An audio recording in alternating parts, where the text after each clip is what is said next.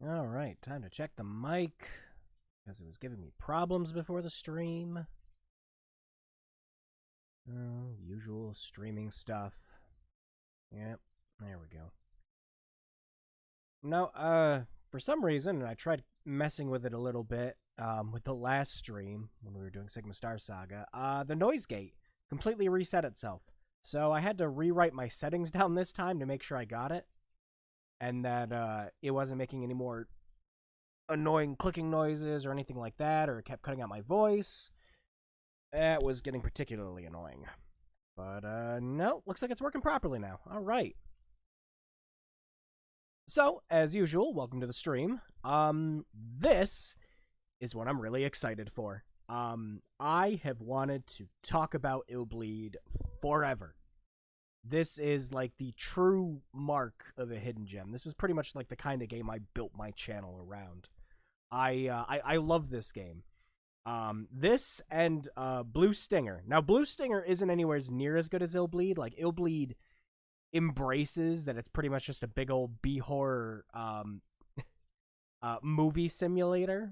It's fantastic. While Blue Stinger felt like a game that was actually trying to be serious, despite the fact that you bought stuff out of vending machines and you had a gigantic fairy about half the size of you flying around at all times. but no, Illbleed is like still one of the greatest hidden gems. Like, absolutely, I love this game. Now, I have never gotten the true ending in it though, because having some of the characters live by the end of it is supremely annoying. And I keep promising myself, it's like, all right, I'm going to go back, I'm going to play Illbleed, and I'm going to do it. I'm going to do it this time. I can't wait. But, yeah. There we go.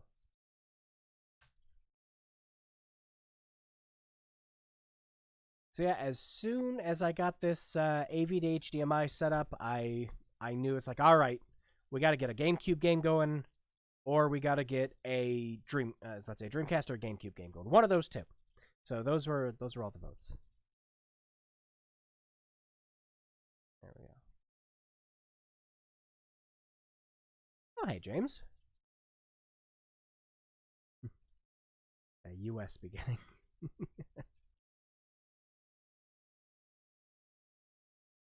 All right. Pop that out. Stream technically started. There we go.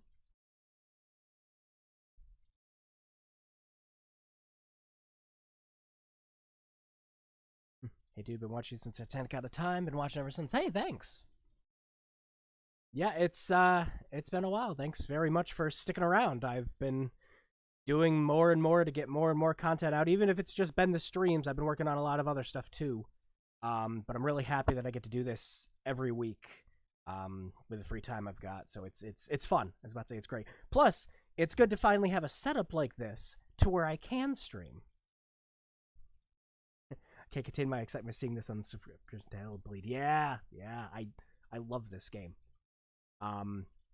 But yeah, once again, I couldn't I never got around to getting the true ending in this.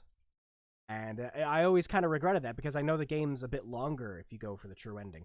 And this is a game that rewards you for doing New Game Plus also. So it's really cool. Like, you get to keep all of your characters' upgrades and everything until the next playthrough. It's neat. I do not currently have a VMU. Am I getting called? I'm getting called during a stream. Oh, come on, people. You know I stream now. There we go. Okay, that takes care of that. All right, but yeah, no, I'm excited to be going back and playing it too. I can't wait. All right, and without further ado, let's begin. Time for the familiar dulcet tones of turning on a Dreamcast and hearing the VMU. There it is.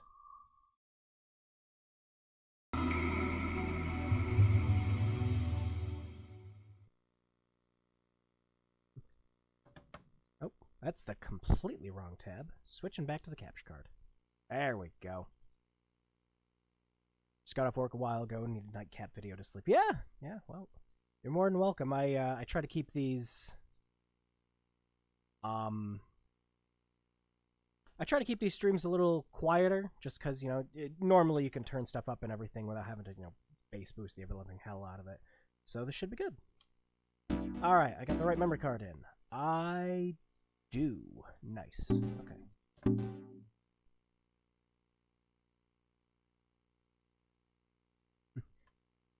Illbleed. Hearing there's about 4 ways you can die surprised me. Yeah. Nice to see you, Hyper. Yeah, I was about to say, because you can die from... Oh gosh, what is it? You can die from blood loss, you can die from losing all of your health, you can die from a heart attack. There's certain stages where you can just straight up just die. Never heard the Dreamcast theme before. No? It's just kind of iconic for me at this point. I still get so much use. I actually have 2 Dreamcasts. This is one that's in perfect working condition right now. I have another one that works fine, but I had to jury rig a solution to get the controller ports working. Illbleed. Bleed shock damage. That was the other one too, dying from shock. Yep.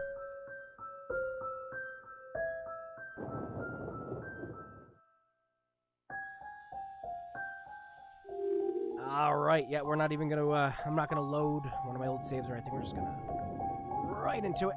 Yay! Now, this intro is pretty great. I'm gonna stay quiet for most of it.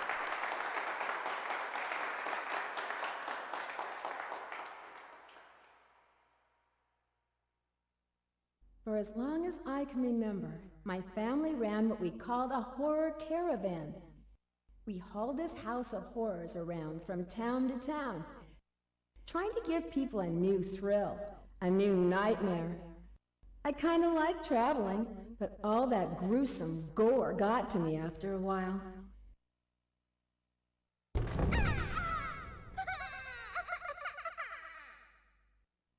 My dad was always conjuring up new devices, tricks, and traps, each one scarier than the last.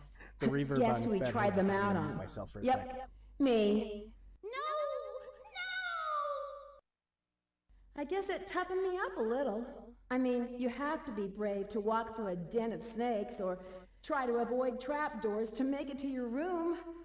I was a pretty fearless kid by the time I was 5, thanks to my fearsome father. He fed on others' fears and was never satisfied. My mom couldn't stand how obsessed he'd gotten, so she thankfully divorced him when I was 6. Yet I had gotten attached to horror. I remember how that good old Halloween pillow and a hot red water bath soothed me. I think I might major in child psychology.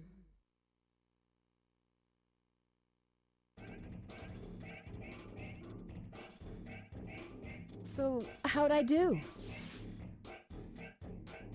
That was great! I mean, you're the head of the Horror Research Club and... President of the Student Council. It's a all the audio's got to come from my TV. You win the speech contest for sure. The way my capture card works, there's no way for me to get it through my headset. Hang on a second. Hey, everybody! You've got to see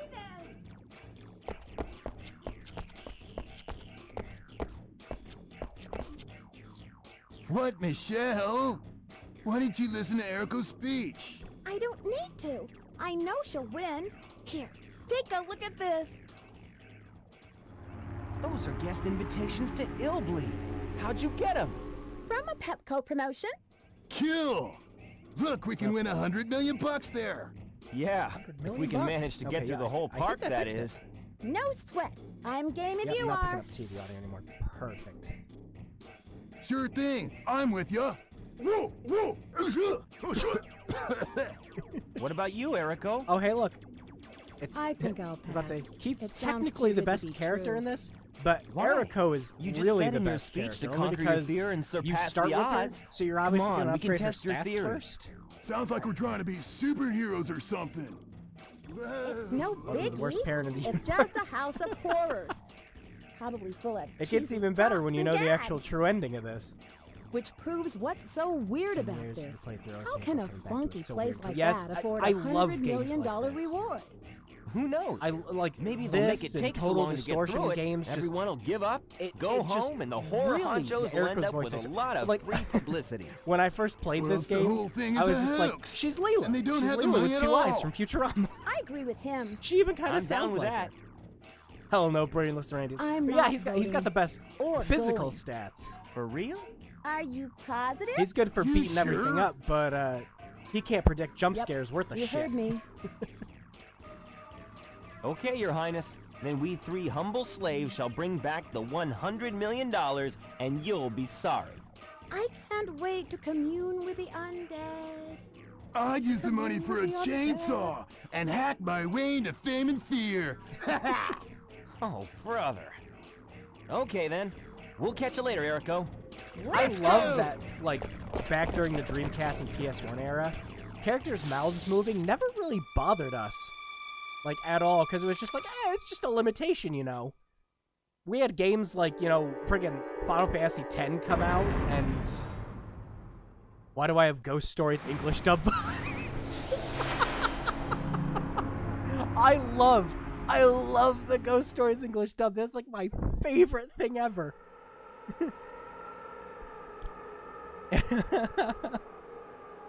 Touch me again.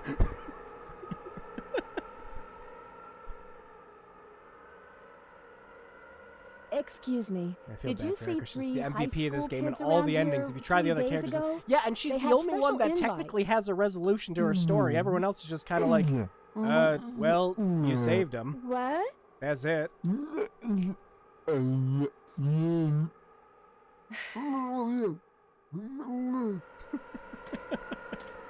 No, this game revels in just its B horror elements and everything. I love it.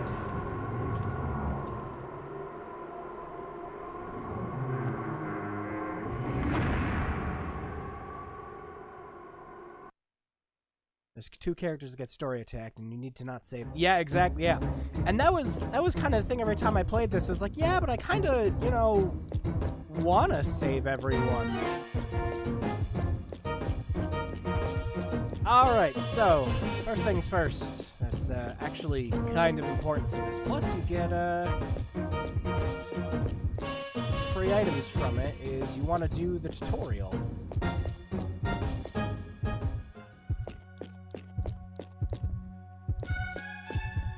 This isn't the tutorial. Hang on, no. There we go.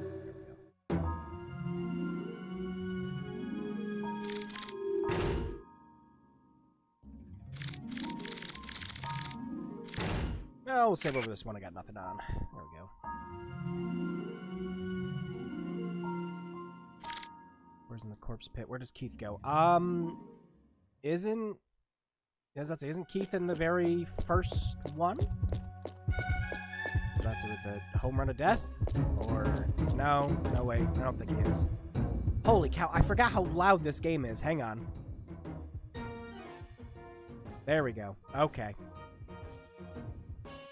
The game was overlapping my audio twofold. Jesus.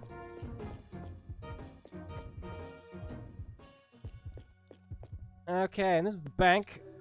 This is where you go to save up all your money and to, if I remember correctly, switch out your characters. Yeah, graveyard tutorial, yeah.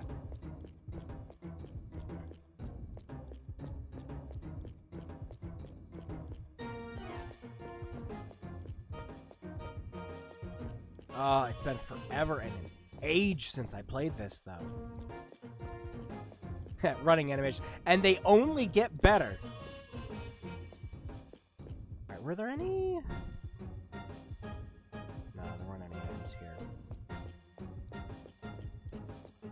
No, I think, the...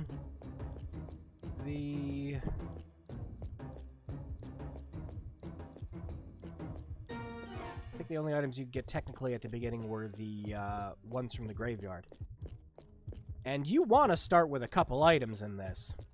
Now, here is how Illbleed works.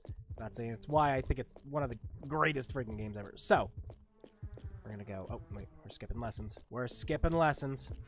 So, you'll notice that we have a sensory meter at the top. Michael Reynolds, I'll show you the most important thing for you to survive. Please go forward and to the right.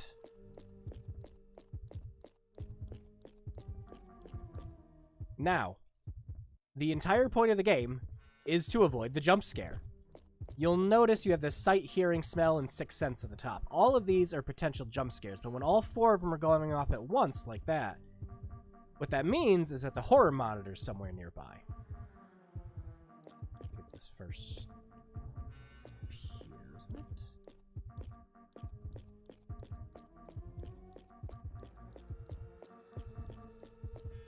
Oh, whoops. Or, oh no, I think it's just, check this out. Gives it to you. I can see the horror monitor where you stand now. Yep, all of your 4 senses are on the screen as proof of the item.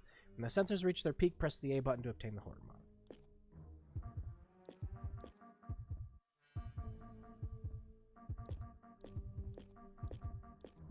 Come on.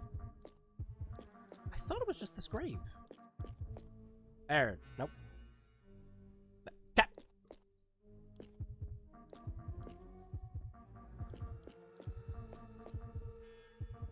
Well, we're off to a good start. It has been forever since I played. I swear! There it is. Okay, it was just the next one. I was like, I knew it was right here.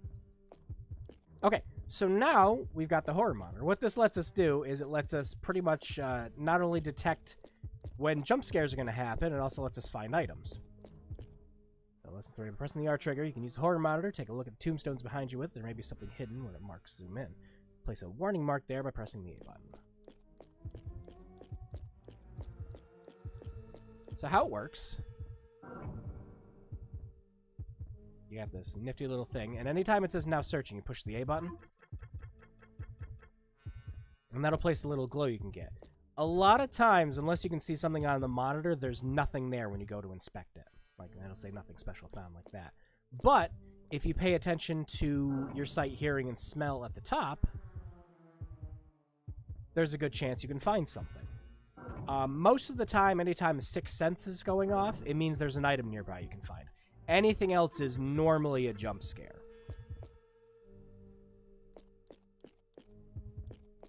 I don't think there was any items in these graves.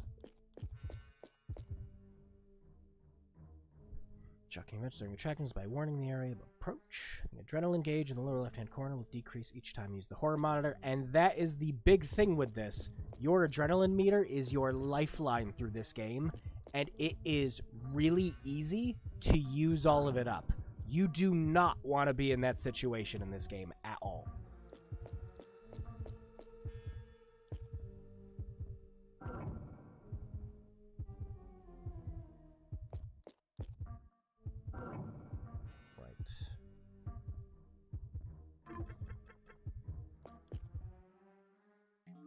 Now, here's the funny thing about playing this on a Dreamcast 2. You almost always know when you're about to pick up an item from that because you'll hear the Dreamcast load.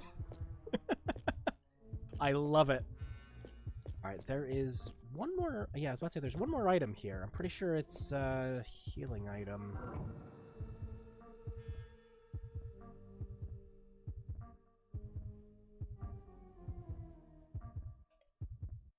Come on, I know it's here and we're gonna need it.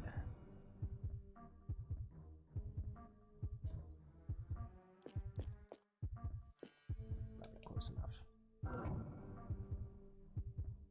Nope. The only thing I remember of Keith is, hey, my horror monitor. Yeah, I'm pretty sure. Is it just the wall? It might just be the wall. Oh. You know, it might be on the other side of this gate, too. This is the tricky part of the game, I was about to say, is the lock-on is finicky, to say the least. In a lot of cases, you have to be standing back just far enough to find something with it. Like, it says it's that there, but it can't be that, because you get closer. If I get close to this... Yeah, no, maybe it is that.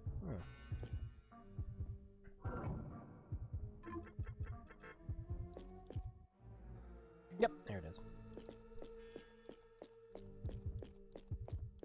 Yep, and those are the... Pretty sure those are just the 2 items you get from this. Yep. Those are enemies. I had items beneficially. Go and use them wisely. Good luck. And that's it. That's it for your tutorial. The tutorial doesn't really teach you about combat at all, which is kind of silly, because you literally just kind of get thrown into it, and you don't have a good way of fighting back at the beginning of this at all. You also have to know where the weapons are. The weapons are in the same spots every single time. Alright, time to play the actual game.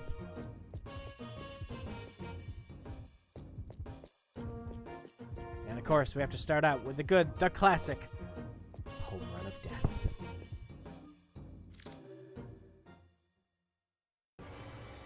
I gotta stay quiet for this one. Turn up the volume a bit.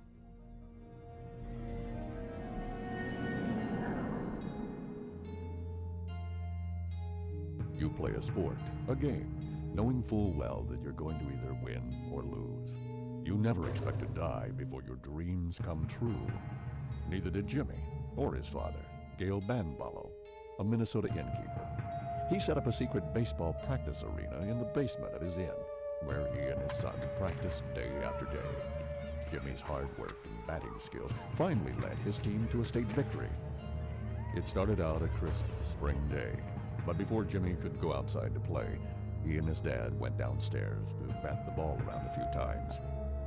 Upstairs, some teenagers had been playing with fire, turning the inn into a raging blaze that was soon out of control. The inn was a total loss, and so was Jimmy, burned in minutes.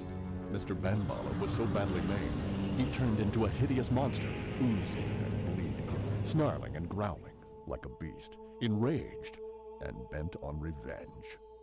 He tracked down the kids responsible for the fire and killed them one by one with a blowtorch. That wasn't enough for Banballo. He won't leave his inn or his memories, so there he waits, in ambush. Love it.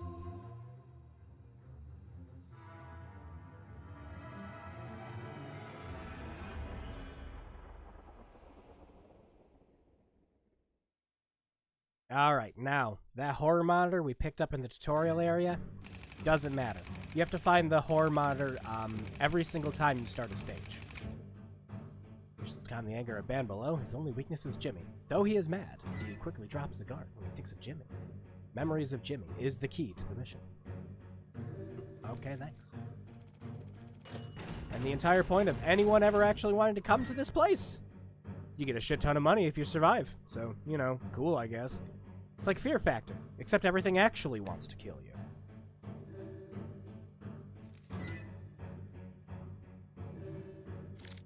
Uh-huh. Uh-huh. Now, of course, this leads to the first unskippable trap of the game. You'll see the sight meters going off, indicating that this is a trap, but because you don't have the horror monitor yet, you can't do anything about it, so... Yep. It happens every time. No way to skip it. Thankfully, the horror monitor is always in the same place. Going the wrong way, hang on. Always at this tree.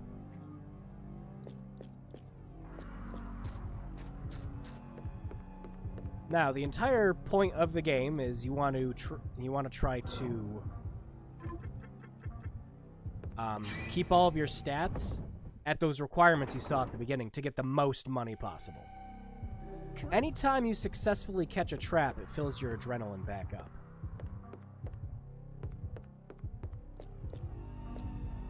And you want that to happen, because you will burn through adrenaline insanely fast in this.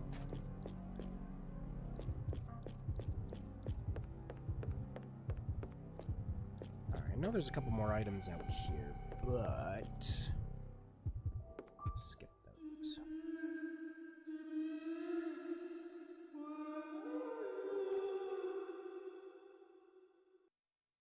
Okay.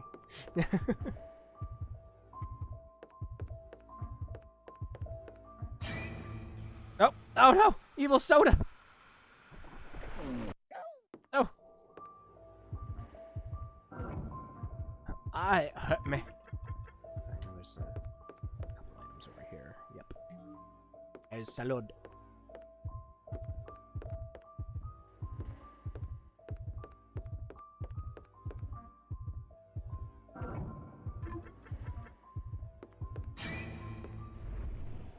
Now, anytime you successfully predict a jump scare, it either does something like that, or it will do something silly. Like the jump scare will kind of just do something funny in return. You have quite a few meters, you'll notice in this. On the right, you have your heart rate. You do not want that to get too high. You can lower it by using certain items or just standing still. Same thing with the red meter above your health. That's your bleeding rate. You want to, if you stand still, that also lowers. On the left is your adrenaline. Shit, I knew the phone was one too. There we go. Alright, now you can check out a couple of these newspapers. Yep. Chateau Bambalo opens today. Youth Hostel. Chateau Bambalo opens today. Place where the youth can gather. Owner Mr. Bambaro says with enthusiasm, I want the chateau to be a utopia for teenagers. The hostel, an excellent leisure facility surrounded by nature, as an excellent leisure facility. Yeah? Welcome to the Department of Redundancy Department. Pretty sure the site going off is that locker.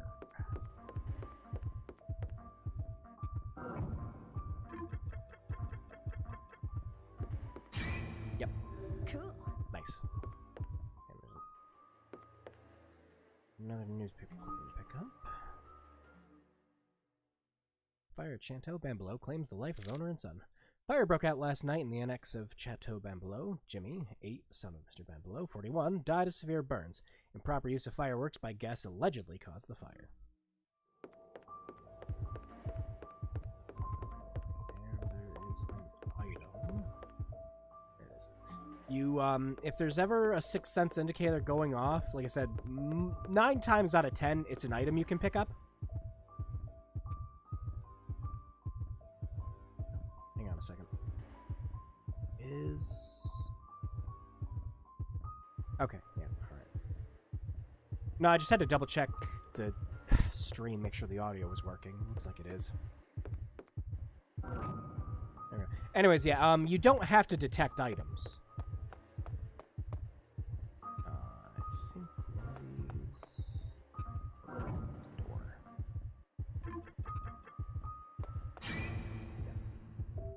Cool. Ah, crap. Yep. Oh, good. That's a lot of health lost already. I think that's this light bulb. It's one of these light bulbs. Fuck it, we got enough adrenaline. No, it was the door! Great. Good. Fantastic. We're doing great. The kind of unfortunate thing about this game is that a lot of it is a bit of trial and error. Yeah, I really want to hold on to that.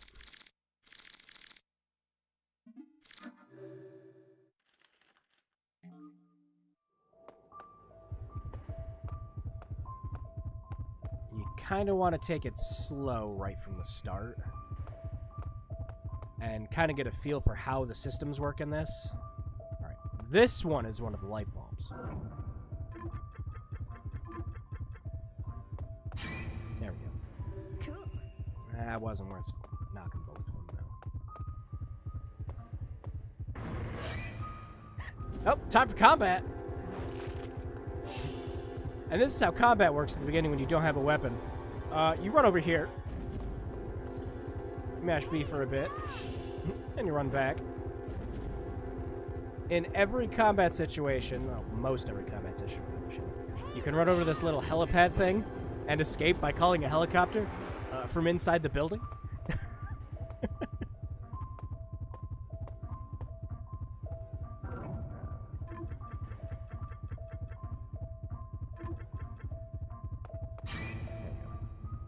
Cool.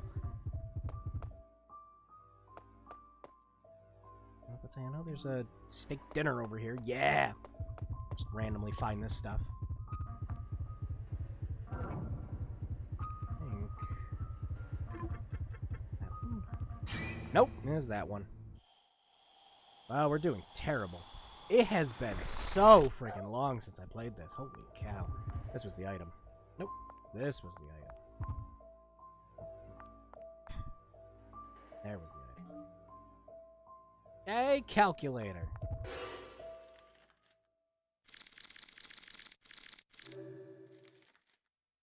The calculator automatically... Yeah, there we go. Now, the calculator is incredibly handy. I better stand still for a second. What the calculator will do is, if a trap is about to kill you, it will warn you and let you know, hey, this next one might actually kill you, so you better watch out. There's another item. There it is.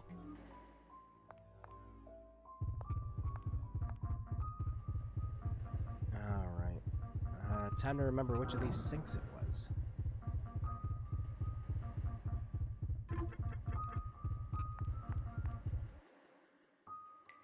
There's the next one. Cool.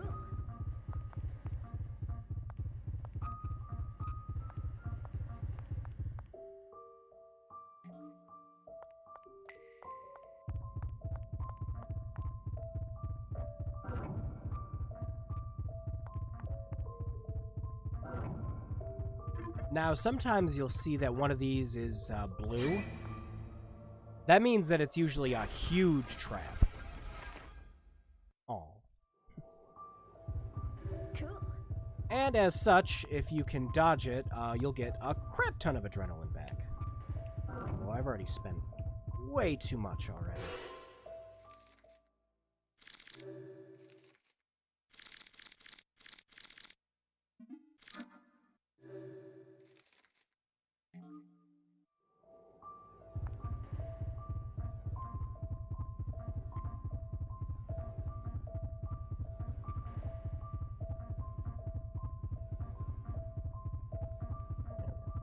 And... Alright, YouTube, you can shut up now. Oh, YouTube's sitting there complaining about the audio again. Alright. Let's see, where was this one? This one? Yep, I was about to say it was that window. Yep, we're doing bad. It has been so freaking long. Well, thankfully we, picked up a good majority of items already. Alright. As long as we don't get by one of those showers, we'll be good. Take it a little slower.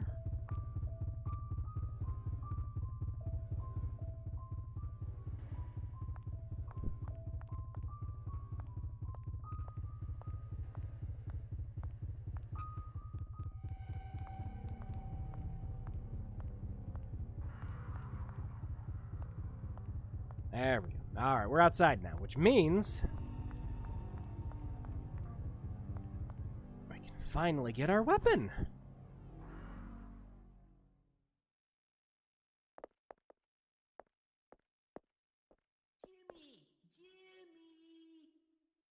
Oh gosh. Jimmy, it's time for practice. Get out to the training field now. Hey, you're not Jimmy.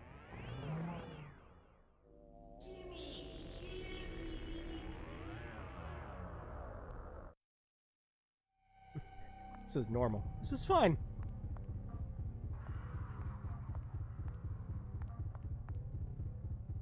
The other side.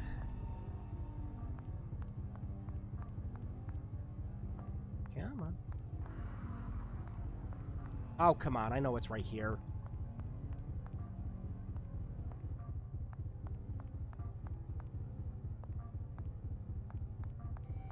You can jump at this, can't you? Yeah, there we go. No, it's a tree. There we go.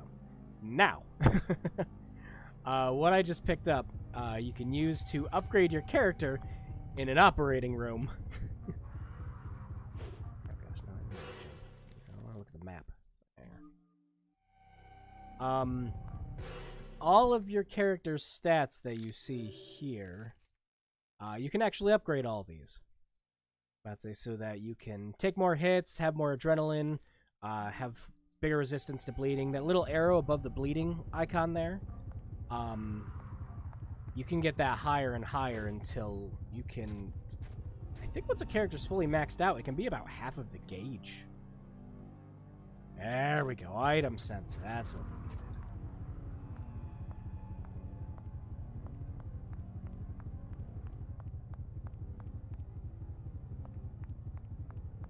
Don't think there was anything out here that wanted to kill you.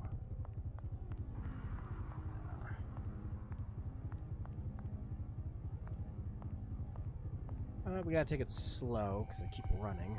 An idiot.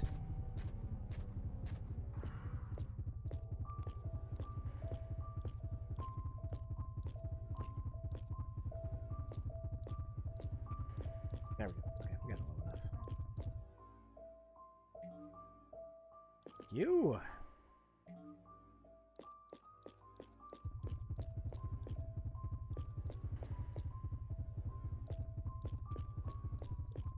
And we got photo booths, and these are how you save in between a mission. So yeah, lots of explaining the game. There's a lot of, like, little mechanics and everything that you have to get used to while you're playing, and the first level does a pretty good job at introducing a lot of them, but at the same time, the game doesn't really do a lot to highlight certain things that are important. A lot of the game is trial by fire.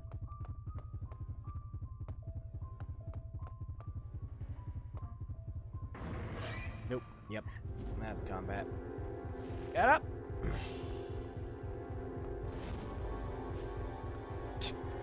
Jump like you're on the moon.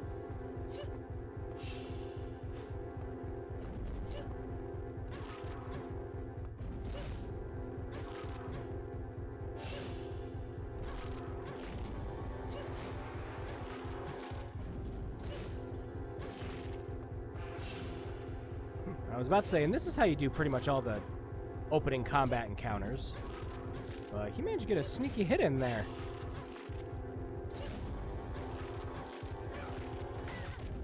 Wow, okay. You are not going down. There we go.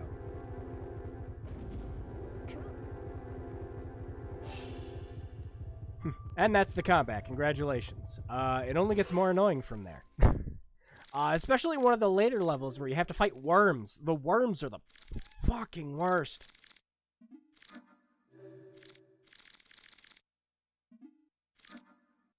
There we go.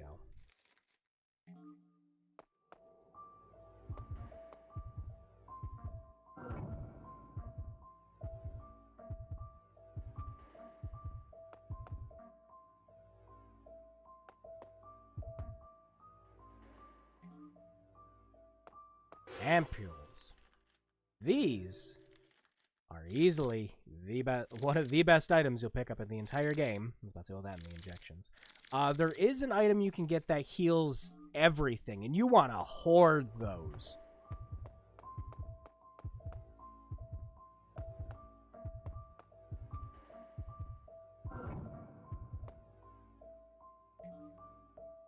Yeah, relaxations. Nope, and combat. Oh no, 2 enemies. Nope, we're not doing this right now. Move. He just dives right into... Hurry up. Nope. Almost there.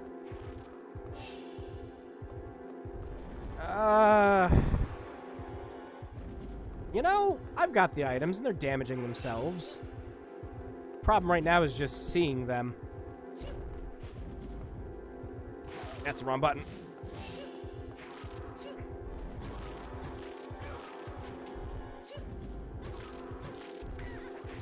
Oof. Get up.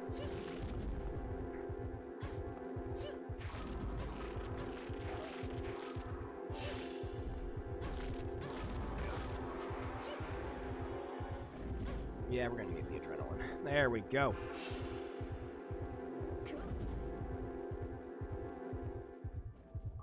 Neat. But now we're bleeding like crazy.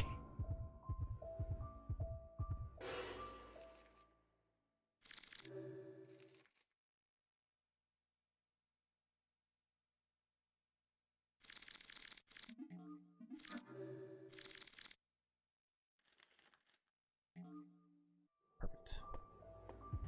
Should be able to. Yep. I should be able to. Yeah, if you see that 6th sense go off, you just, like, you focus on that. Again, it's either combat. Every time it's either combat or an item. There are some situations later where it can be something to. I don't think that was the right one. This pot is one. Ow! No, it was the blood. Crap.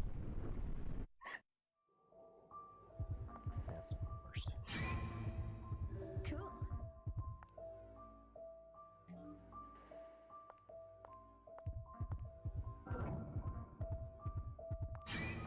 Ow! Bullshit. No, nope, it's just combat, okay. Oh, it's combat against one of these assholes, though. Yeah, no, never mind. Oh. Get over here. Over here. Yep, okay. Nope, forget this. Hey, hurry up! Move!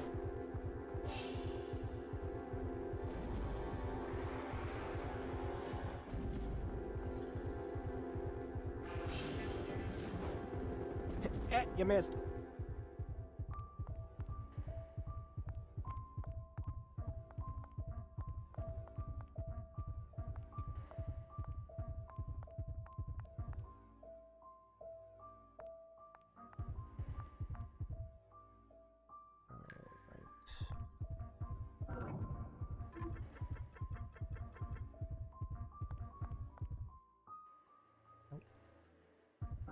Although that always looks like it is something.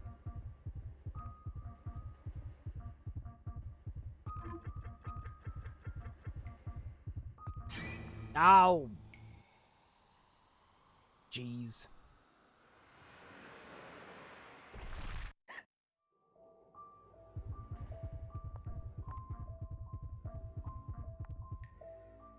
We are doing no good at this. Cool.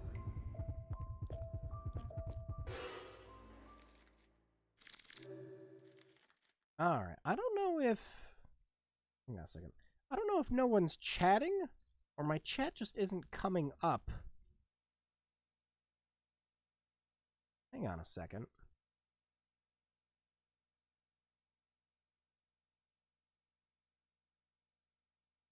YouTube, are you bugging out? Not letting me see chat? Yeah, it wouldn't surprise me. Would not surprise me.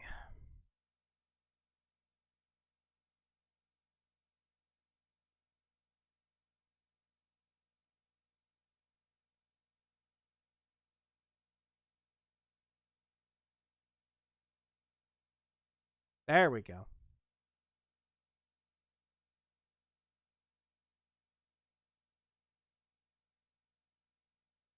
Oh, wow. YouTube was down that whole time? Well, crap. That would explain why I didn't see anything.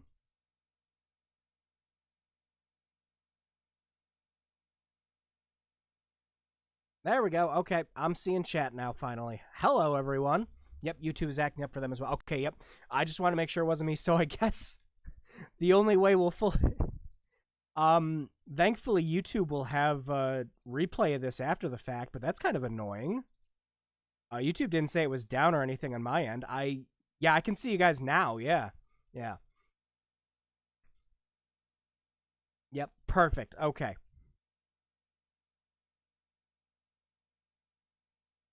No, it definitely wasn't you. Nope, it was just kind of all down. I think the game does a decent job teaching the mechanics, but then later almost seems to dissipate. Yeah, I was about to say, you get to parts later on where it keeps throwing you for curveballs with a lot of the jump scares. It trains you so much to look for stuff, and then it's just like, yeah, but, you know, you might have just wasted your adrenaline on that. Okay, yep. All right, I'm seeing you guys now. I tried to warn you through Twitter. Yeah, I didn't, hang on. Yeah, let's say I didn't see, anything on my phone's end either. Yeah, nothing.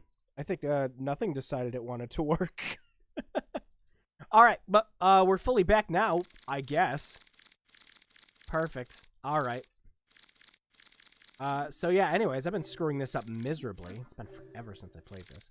Thankfully, you get a crap ton of items from the first get-go.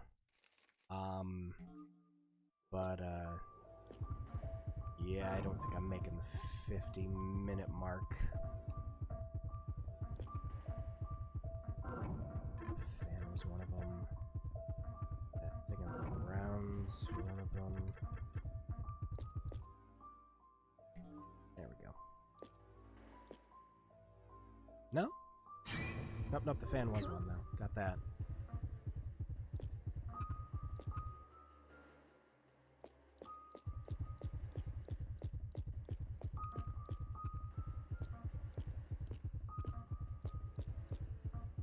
I mean, with the bat, you have a chance, but because you can heal in battle. Yeah, I was about to say, and I've already been screwing up. Okay, this game is like the Ghost Stories English dub. Also, good night. Good night. Yep. No, it is. Like I said, it revels in how over the top it gets at certain things. Oh, I'm out of bandages. Never mind. We're just walking slow. Okay.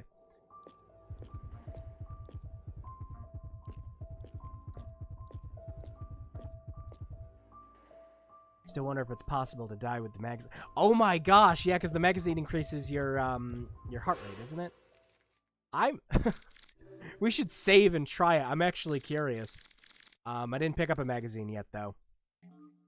The magazine, the most worthless item in this, but, you know, it's just kind of funny. I like that the magazine works for everyone, though.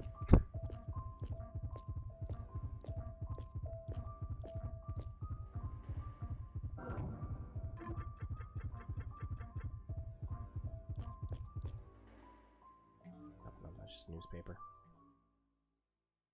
Mass homicide at Chateau Bambelow. Owner, Mr. Bambelow, mysteriously disappeared. Mercilessly murdered bodies were found at Chateau Bambelow, burned. All identified as young guests. Mr. Bambelow, the hotel owner, is missing. Details are still under investigation. Have you ever read a newspaper where they literally use the person's word? I can't talk tonight. Have you ever looked at a newspaper where they just have the person's name printed there like 13 billion times?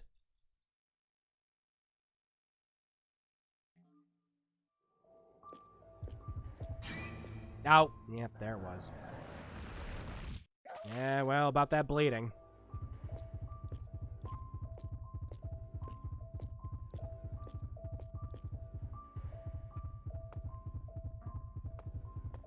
It has a use, just not a prominent one. Yeah, it's...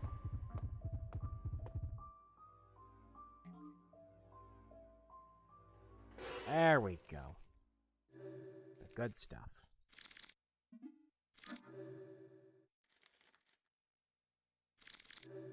I honestly don't remember using the audio taper magazine. Yeah,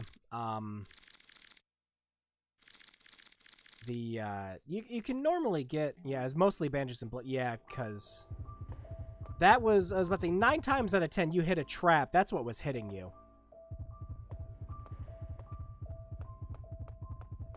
Because a lot of the other stuff you can just get back from correct guesses.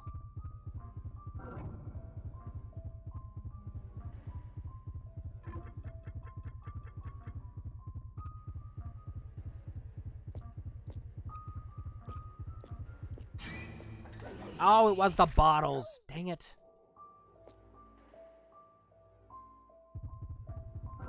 Oof. I'm doing miserable at this.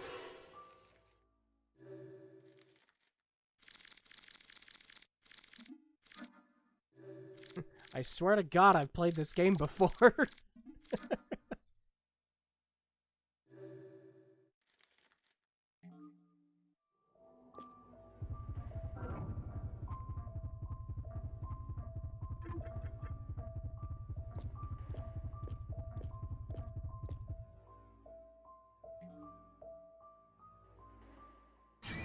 Ah!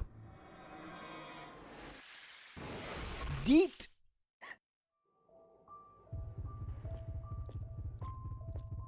Also, bleeding will usually be the death use because that lead you to lose. Yeah, I was about to say, and it's especially worse when the game puts you into combat. And you're forced to run around and avoid enemies then. Alright, yeah, the TV in this room doesn't go off, but it does in the other one.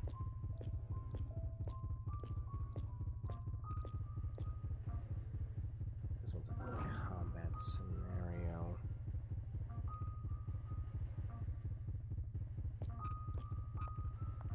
Isn't it?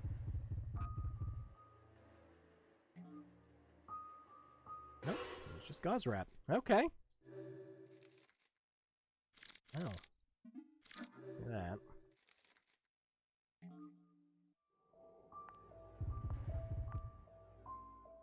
Not this bathtub, but there was another one. Ah! Yep. That one didn't even pop up on the monitor.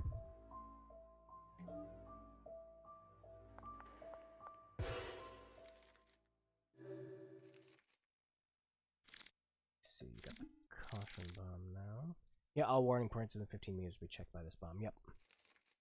Imagine walking to the end goal from the tree cutter stage, high bleed and low strength, super great friend died. Oof.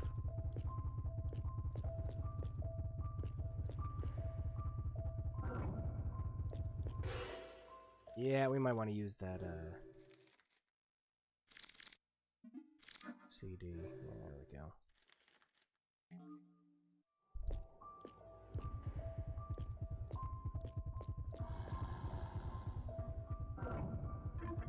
This TV in here.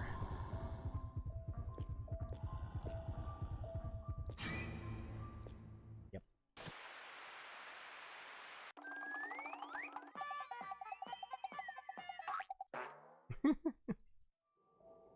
Cool.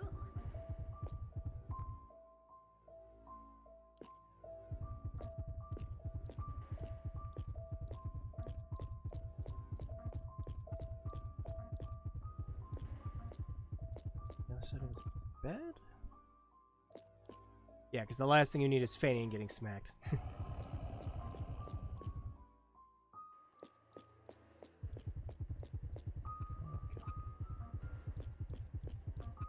Oh, come on, game. Alright, check the lamp. Chair? Ow, your mother! Yep, it was a combat encounter. No, don't hit me! Ah! I keep pushing the wrong button to attack. Sitting here thinking I'm playing freaking Spider-Man on the PS4 or something.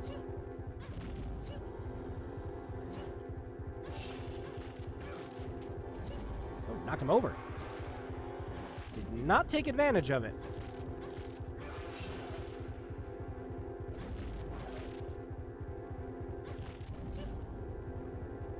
Got him. There we go. 150. Heck yeah. Try a tree cutter boss. Almost like no damage, so at least leveled as badass, right? No, it's been so long since I played this. I doubt I'm gonna be anywhere near that good with this. It's the last time I played through this was about because I was fixing my Dreamcast at the time. It had to have been, oh god, it's freaking like college. I think it was 17 or 18. Yeah. I only know about Illbleed when I was 11 because I saw the game over screen and wanted to see understand what all those meters in the heart was. Yeah, oh my gosh, it was before YouTube, really, when I found out about this. It was on a board somewhere, and someone was talking about it, and I was like, yeah, well, I have to find this now.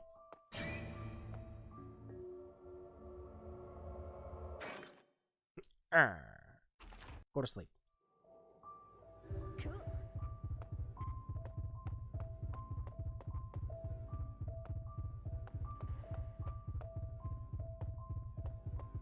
Besides our heart rate, we're doing moderately okay right now. We've still got a decent stash of items.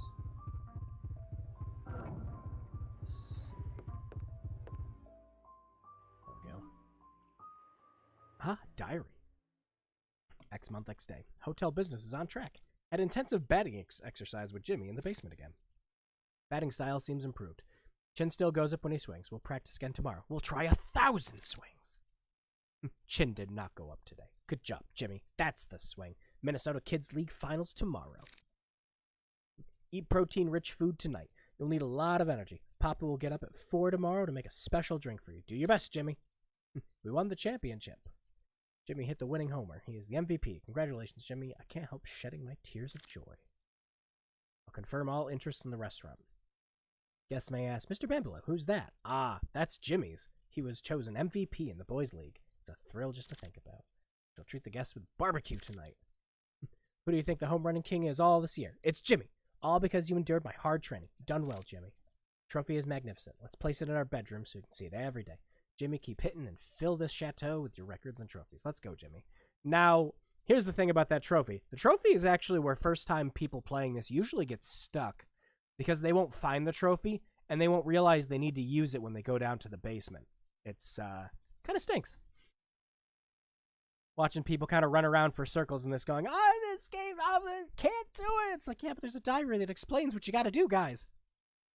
Let's see, I saw it in a Dreamcast mag and it totally had me hooked. Showed a screenshot of a fight with one of the rooms. So, yeah.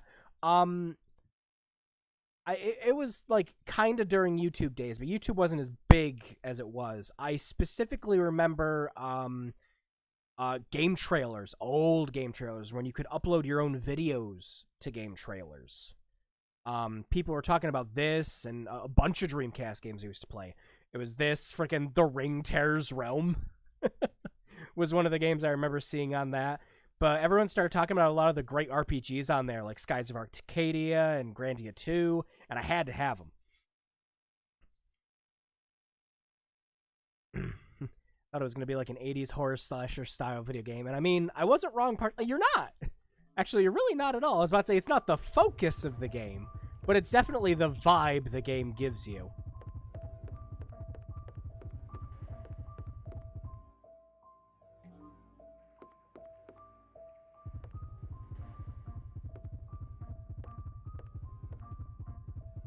Yeah, a lot of the other thing with this game, too, is just kind of paying attention to the gauges at the top of the environment. So if you see one that says hearing, you want to kind of look around the room for something that would, well, kind of reflect that. Windows 1? Yep, okay. Cool. Perfect. Alright, we're doing better now. We're still not going to make time. Like, at all. I'm going way too slow.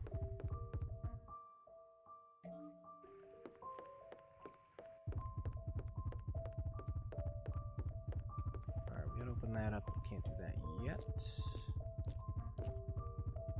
Pretty sure. Was this combat encounter? Sure it was. There's the diary. Oh, Jimmy, you are now gone. Papa will treasure your bat, the one you practice with and hit the winning homer with. Now I curse the hateful youngsters holding that bat. Bastards! Why did my beloved Jimmy have to be killed by such imbeciles? Papa will revenge your death. Now, the voice acting in this is, like, accurate and, like, doesn't really sound English at all, but almost all the text in this does, and I have to wonder how intentional that is. This was a translated game. I think one of the things that amazed me when I kept going back to the game is realizing the true ending is basically a hard mode in that way, since it's one character only. Yeah, I was about to, because you can completely lose a character, like, halfway, or even, like, towards the end of a boss fight, and you have to switch over to another character now, and it's just like, well, shit. But, you can, I'll kill all lurking around. I'll do it all for you, Jimmy. Before I realized the other characters can be harder in a way. Yeah, because every character has their own stats. Well, better stats in some areas. There's the trophy. Is there another item? Yeah, looks like that was. Unless it was that combat encounter, I'm thinking it is. Pretty sure there was one in this room. This. Yep. Got it that time.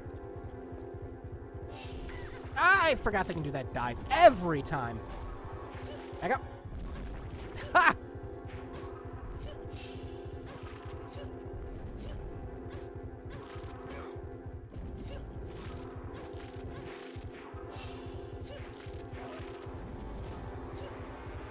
Oh, come on. I pushed A.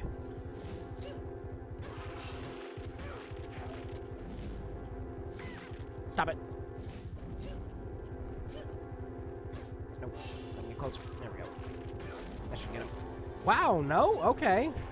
What, did all my hits only hit that one guy? Yeebus. Well, Adrenalin's back, but everything else is awful now.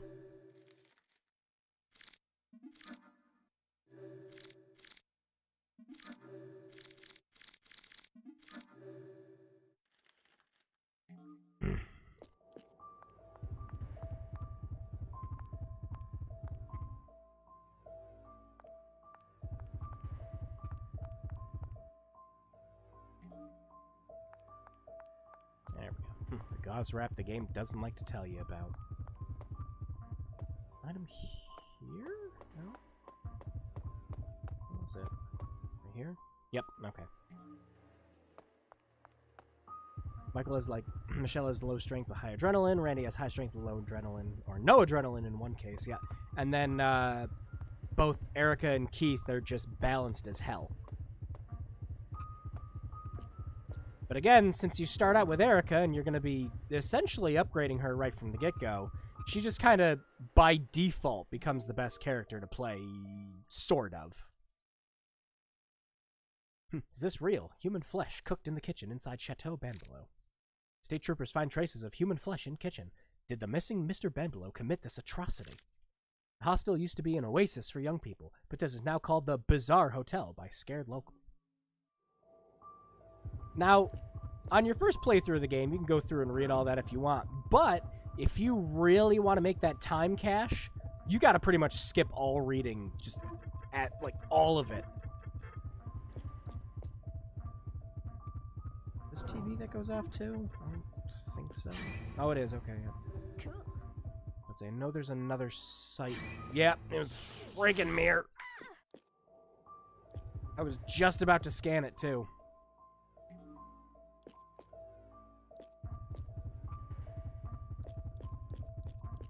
Alright, where's the other item in here?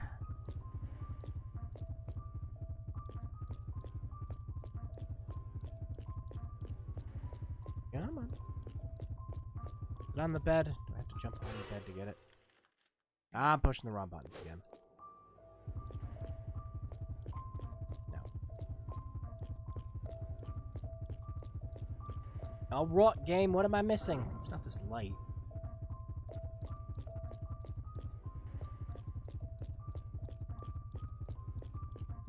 Oh, it's the bathroom. Yep. Ah, I did it again. Get up, get up, get up, get up! Oh, wow. Okay, we got up just in time. Why aren't you running? Ooh, knocked him down.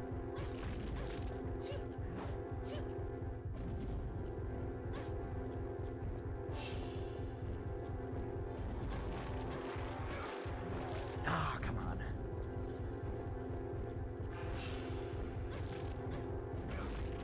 Ooh. Oh, that went all right. 50.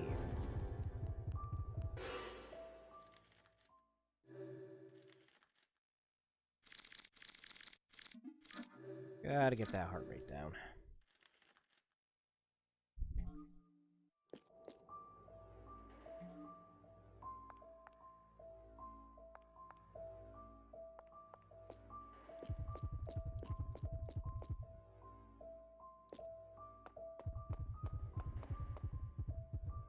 All right, take a deep breath.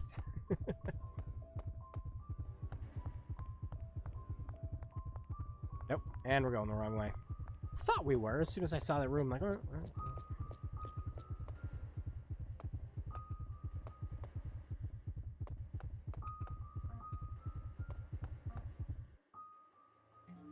Nitroglycerin, thank you. God.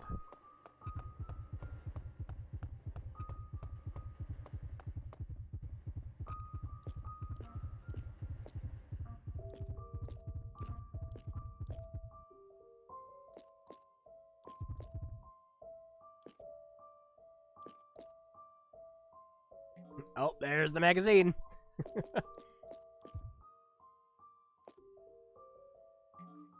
And a CD.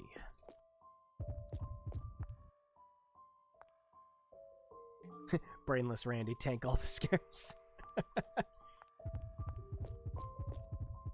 Yeah, if you really want to speed run this game, you play as Randy. I was about to say, because he tanks almost everything. Just about.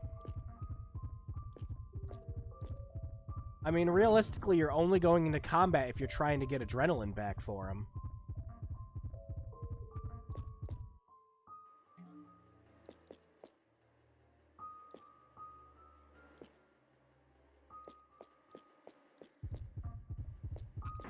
Yep, I was about to say there's combat in here. Get up! Ah! Move!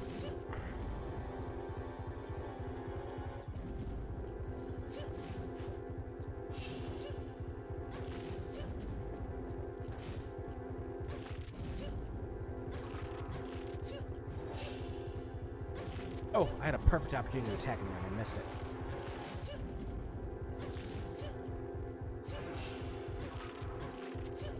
What I love about the invincibility frames of the dodge in this is they start like as soon as you push the button for it. You get a lot of mileage out of that dodge.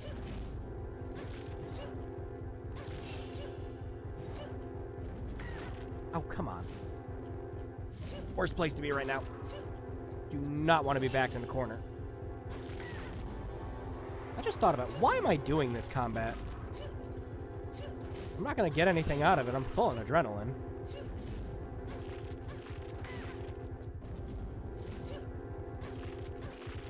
Oh, it's personal now.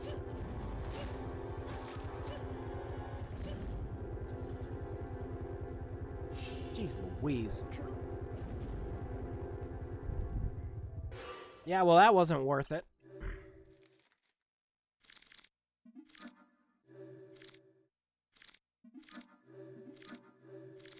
Keep the magazine for a special occasion. Until they confiscate it. So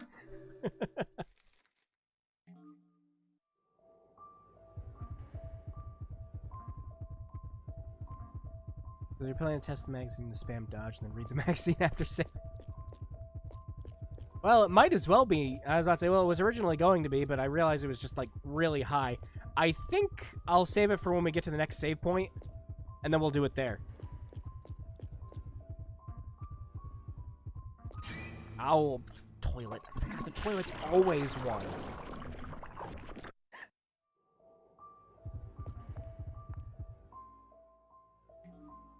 There we go. Well, we're getting all the upgrades, at least.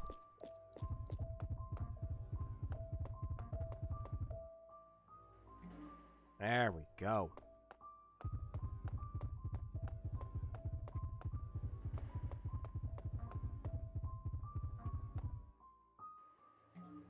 Yeah, discount ticket.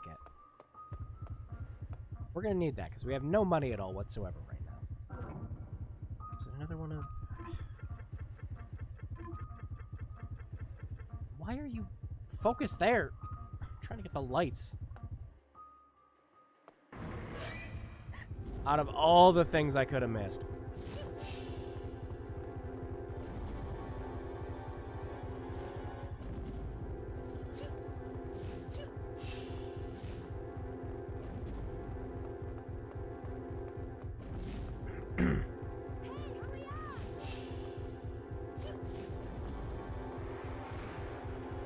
Alright, let's go.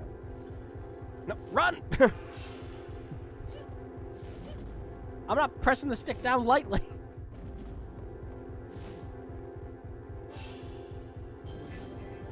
It's a shame that discount tickets basically for me. Yeah, because you really want to save that for later character upgrades, because you get a ton of money to upgrade everyone for your first go-around. Plenty to upgrade Erica, at least.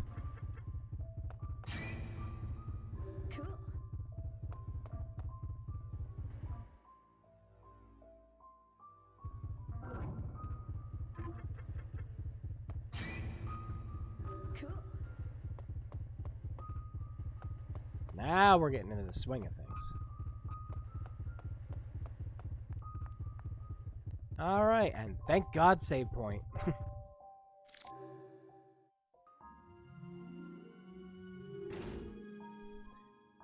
Yeah, we're definitely not hitting the time goal. I think we already passed it.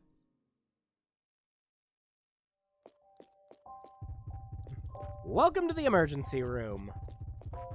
You ready to have creepy-ass doctors operate on you? So am I. Actually, do we have enough money to get an upgrade? Yeah, I didn't think so. Nope.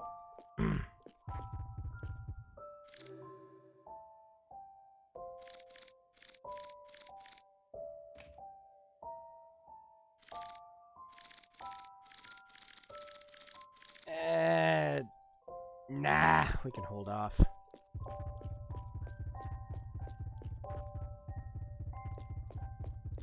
She got that VM music. Yeah, my last playthrough of this, I was at it for like a few hours, back when I played it. But I have another VMU that's got a completed save, but I need to fish it out. I kid you not, no exaggeration, I have a dozen VMUs. All for saving all my different games.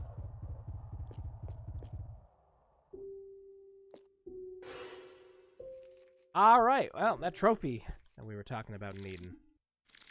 We can use it now.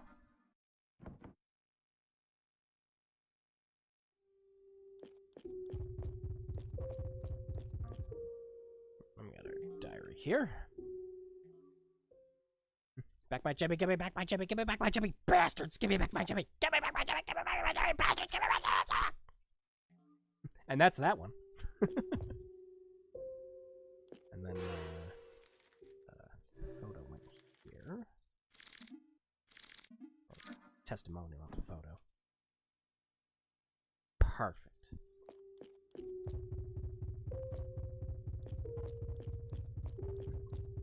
Ready? Number 3. Batter up. First base, Jimmy.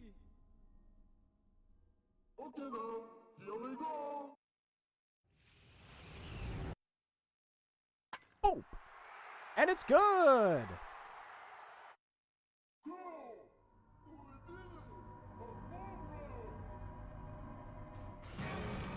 Sup, my boy? You're not Jimmy.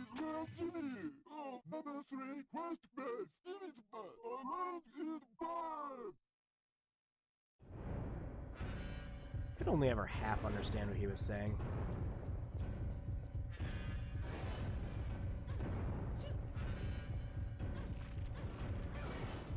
Oh yeah, we can't kill him yet. That's right. Just gotta get the hell out.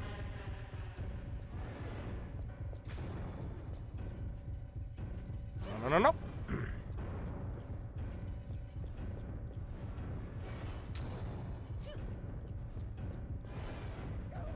Ah, no.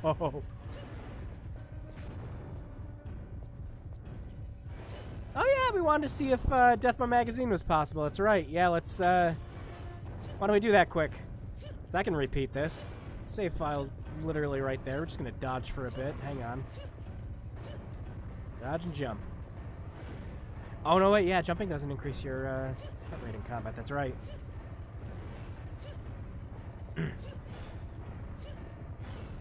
Yeah, if the game looks a little dark on your end, don't worry. It's not just you. It's, it's me too. I don't think it has to do with my AV hookup at all.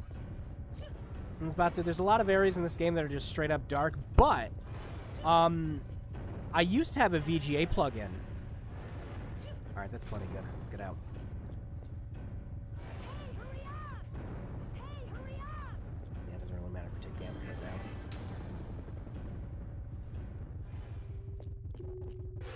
now. Alright. Let's see. Ah, already sufficiently excited. Damn it! I was really hoping, too. You can't be excited anymore, lady. You almost burned to death. That's about as exciting as it gets.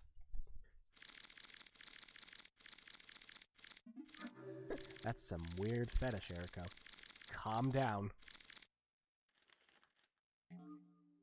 Alright, well, with that out of the way, I definitely don't want my heart rate that high. I don't think you can load from this menu. Nope. And I don't think this had a restart. Like a lot of other Dreamcast games. Oh, nope, it did. Okay, yep. That works. Yeah, I was hoping myself, yep. Yeah, that's what I'm doing. I'll just reload, yep.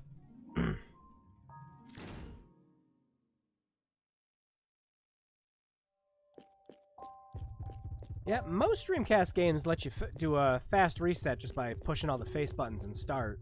I forgot if this was one of them, and thankfully it is.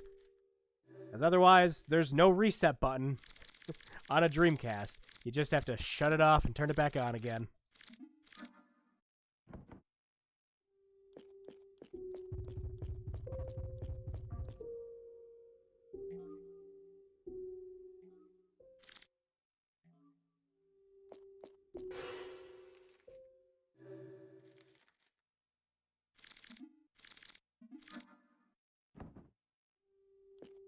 Oh, but you know the other really nice thing about this game too was you can just skip the cutscenes. You couldn't even do that shit in Kingdom Hearts when it came out. But the guys making this understood completely. It's like, yeah, you might see some of this shit multiple times. He's slow enough. We should be able to just get him over here and then just beeline it right for a helicopter. Perfect.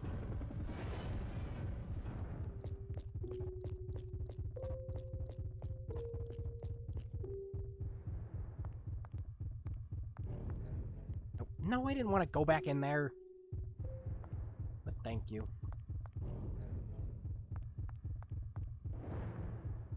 Let's see. Want any of these? That was beautiful. You're sufficiently excited to die, too excited to die by shock.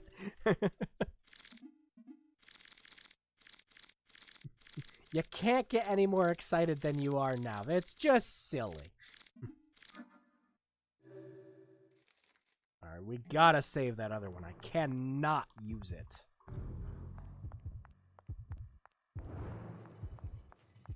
Oh, crap! That was good. That was good, game. Run! Come over the corner. And go!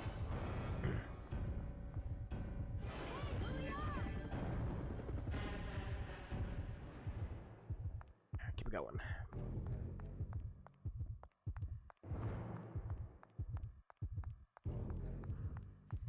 There he is. Duck!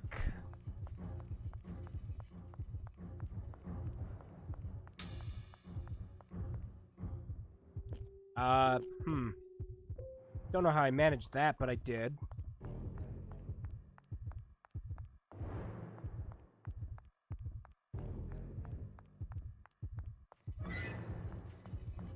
Yep. As I went in the completely wrong door is what happened. Get up, get up, get up, get up! Hey, hurry up! Oof! Nailed it. Alright. Okay. B. There's our map.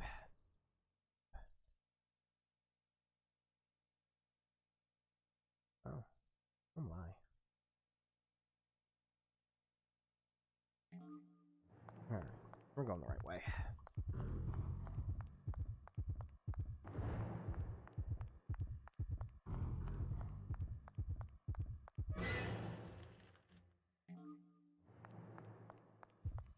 He's gonna pop out from this corner again, I just know it. Yep, there he is.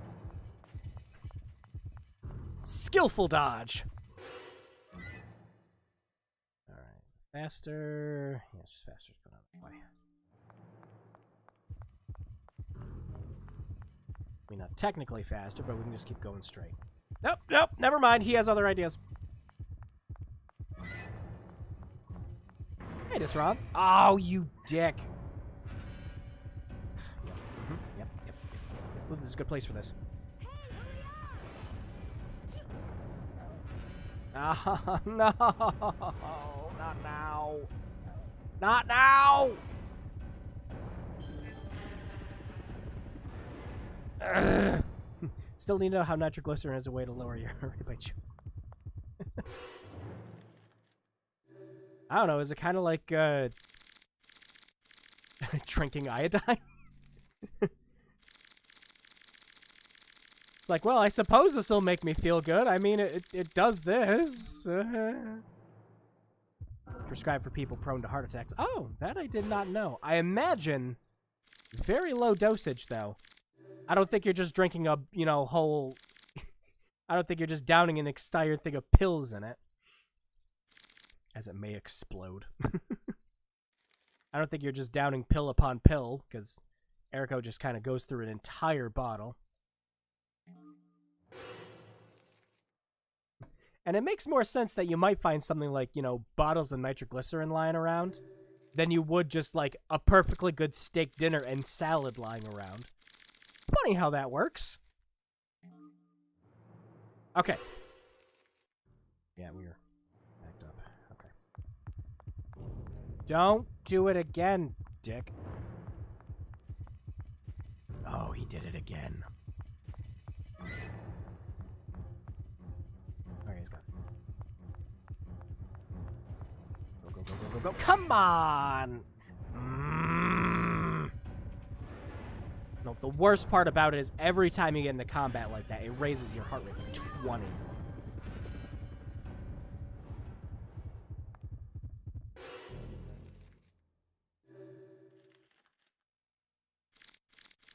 I don't think it's nitroglycerin. I think it's a related chemical. It might be. I was about to, but again, a lot of the mentions you can't chew it. But Super Great Friend mentioned you chew it. It says you swallow without chewing as it may explode. I think it's just a joke because it's nitroglycerin. I'm pretty sure that's all it is. But most of the time you don't chew a pill anyways, so, unless you can get your nitroglycerin-flavored Flintstone vitamins. Ah, we made it. Thank God.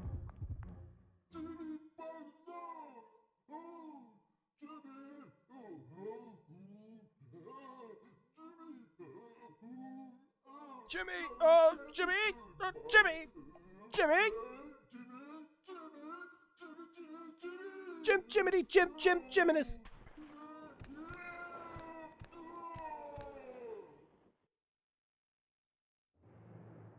Come here, my boy! We gotta make sure that the origami killer doesn't get you. Yeah, speed ladder. Thank fucking God. Oh, I needed that forever. Why are you only giving it to me now?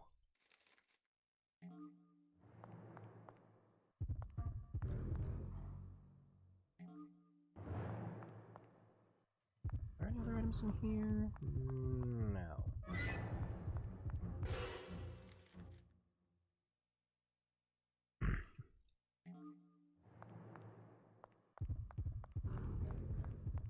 Yeah, there's Keith. Yeah, like I said, I was pretty sure Keith was this level.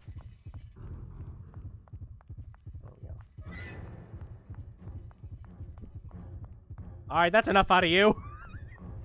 I saw you disappear there, you jerk. Alright, I think... One second. Okay, good. I don't know why I wouldn't remember as much, because Home Run of Death's like the first level. Kill is only helpful in a second. Yeah, because, again, that's how you start getting the, actual ending. Yeah, can't get the true ending in the first playthrough. Yeah. I was about to say, but that's the thing I kind of liked, though, because it was a really good encouragement to replay the game. Because I like that the New Game Plus essentially just lets you keep everything on your next go-through. Alright, stick to the wall. Stick to the wall. Make sure we're going. Too much Jimmy. 7.6 IGN out of 10. Too much Jimmy. Oh my god! How did we avoid that? Okay. Oh, Dreamcast is loading. Crap's about to hit the fan.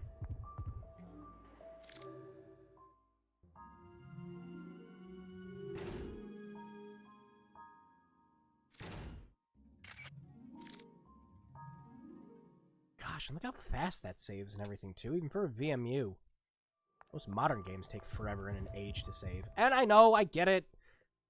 Modern games are normally saving like hundreds of megabytes of stuff, but just, ugh. There was a simpler time for games, and I miss it. Warning. Impending explosion likely with a rise of room temperature.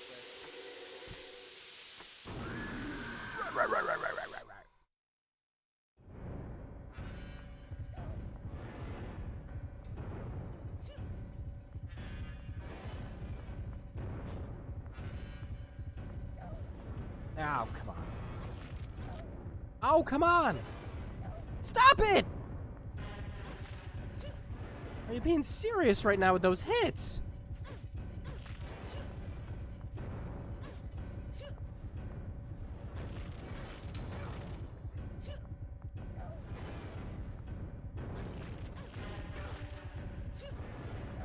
It's a small helicopter, if I remember. It's okay. Yeah, God! Game!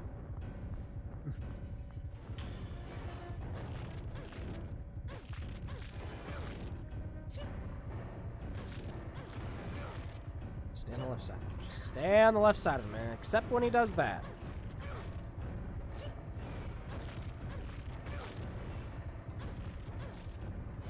Holy cow.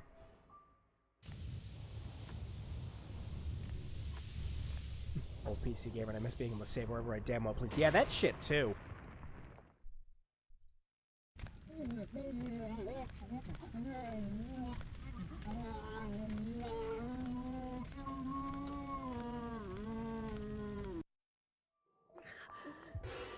Well, good thing we saved up all those items, because that was, miserable.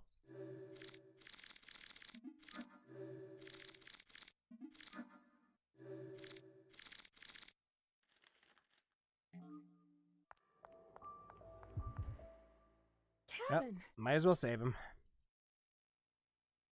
Kevin, are you alright? Oh, what the? Erica! No point in not saving everyone for your first playthrough. Oh, this is the worst place to be right now.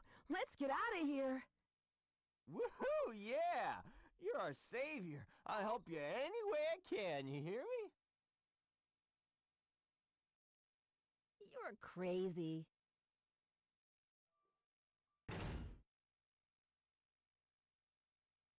Whoop whoop, player 2.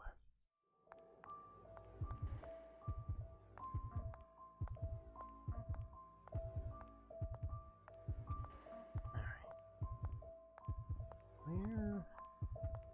On the other side? I think it's on the other side. Yep. No? Alright, where's this item? It's in here. Yep. Yeah, protector. I think the protector's just straight up defense buff, right? Damage standard bleeding will be... Yep, okay.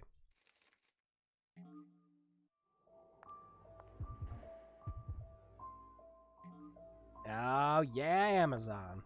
Amazon is the greatest thing in existence in this. But not Jeff Bezos' Amazon. That can suck it.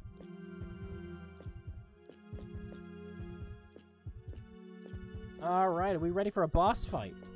Yes, we aren't.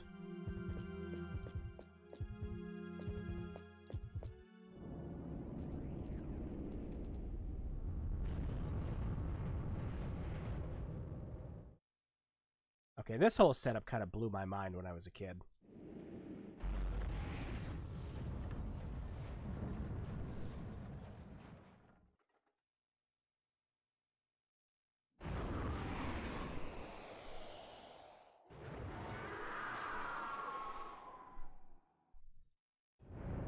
That just looks so cool. Alright, time to remember which one's the jump button again.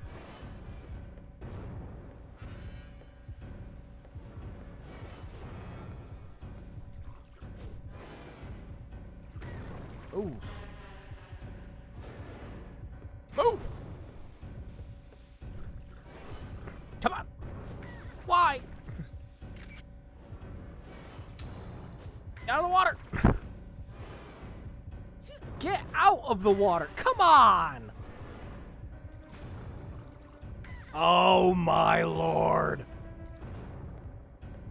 Are you kidding me?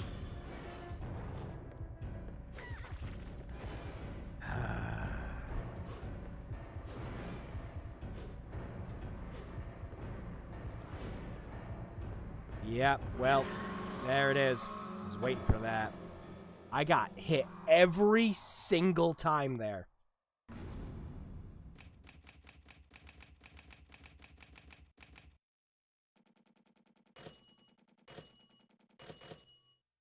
Thanks.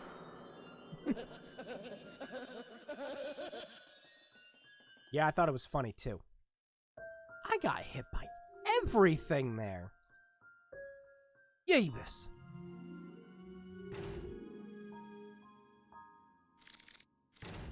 And this fight is where the facade goes haywire. Yeah, I was about to, because at that point it's just like, oh, you know, it's just kind of a creepy horror game and everything else. It's like, well, sure hope you were paying attention to those buttons, kid. Alright, let's try that again. And I was just about to say, maybe we can do this battle better, too. And that shit happened.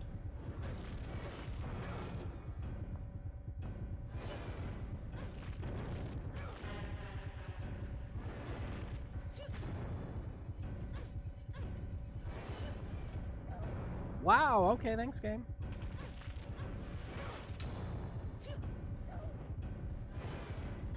Don't you dare spit.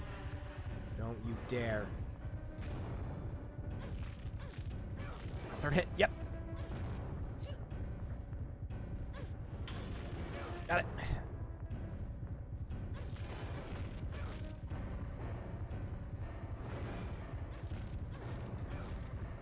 Oh, that definitely went better. And normally the way you'd play this, your character would die and you can send another character. Yeah, I was about to say, I don't think you can start using the other characters until after. Yeah, it's kind of goofy because Eriko can't die. Yeah, I was about to say, because, again, Eriko is literally the main character of this. She's the one that gets all the story development. The true ending is essentially all about her. You're sort of supposed to use your friends as fodder before you use the best character. Yeah, I was about to say, pretty much it kind of works like the camp counselors in that NES Friday the 13th game. Except for, oh yeah, this is definitely gonna much better than last time. Except you have one camp counselor where it's like, you know, if Jason kills that one, it's like, yep, well, game over.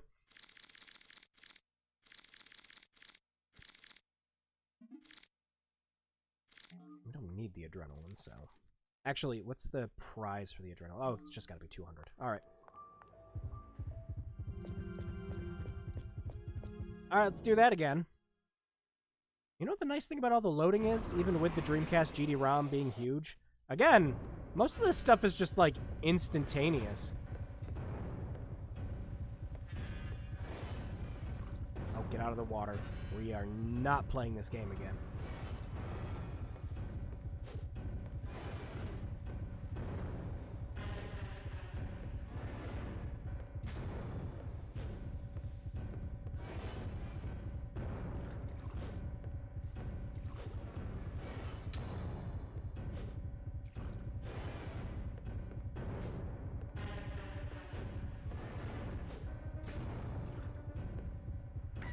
Ah!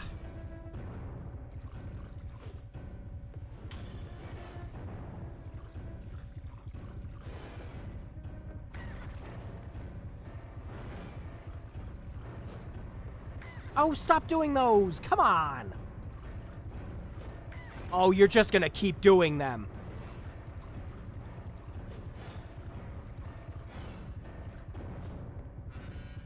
Oh, you dick! Fuck you!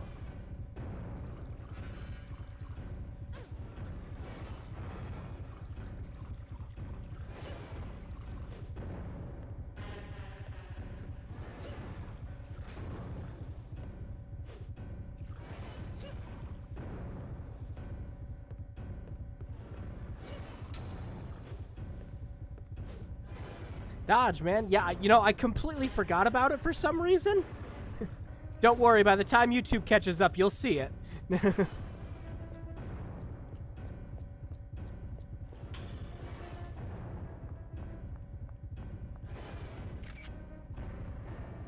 Should we restart? Yeah. Yeah, I'm gonna restart. We can do that better. Ah!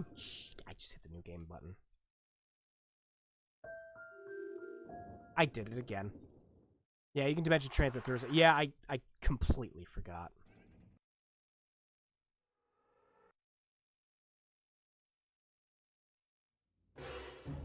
Come on, game.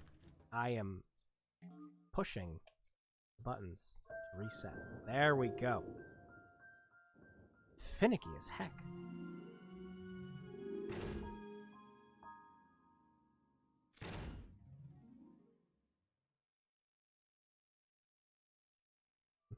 Yeah, no, I was just trying to outrun him best I could, and I completely just, like, I brained out. It's like, you know you can dodge. I'm like, yeah, I can. No, I just completely forgot. I brained out there. Get over here. I am not fighting you behind that dumb pillar.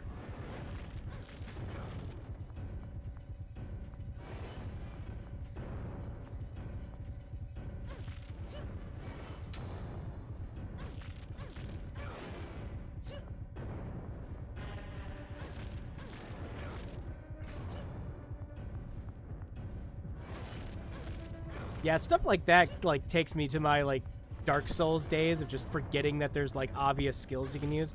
It's like, oh, I can't beat this guy, it's stupid and everything. It's like, you remember you can riposte, right? It's like, repel, right? I'm like, you know, I completely forgot.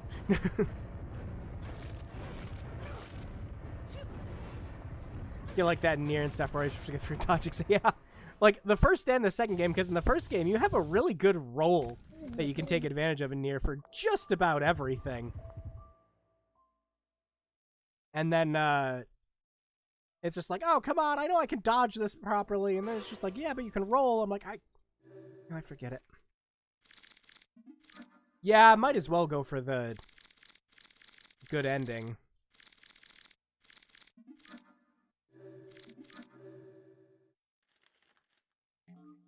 I mean, really, there's no reason not to for a first playthrough.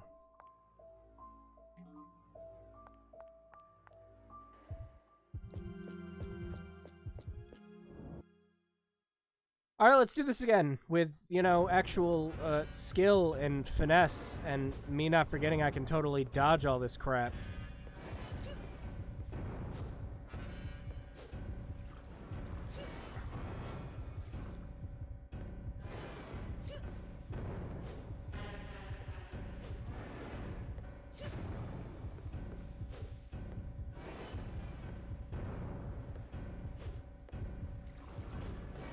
Come on. It's because if you're fast enough here, you can, like, get good distance before he even has a chance to catch up.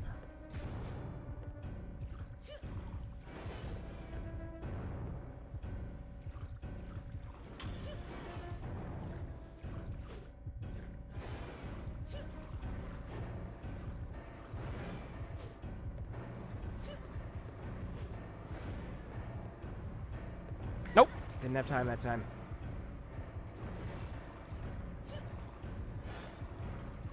It's too late in the jump for it.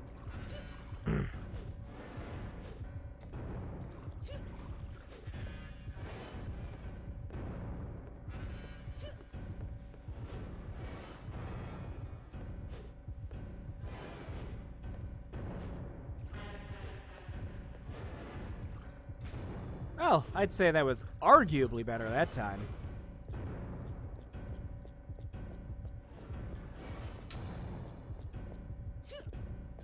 Jeez. Come on, Erica. The goal's right there.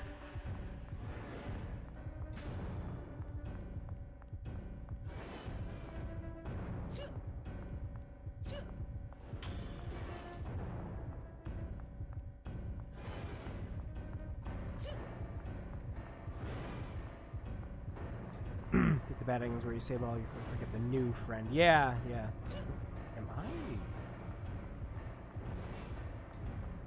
missing something? Pretty sure. I have to wait for him to catch up. Is that it? No? Yeah. I'd say it was demonstratively better. Yeah, definitely. Although I remember you just being able to run through this, and then as soon as you get to the gate, it's, like, over.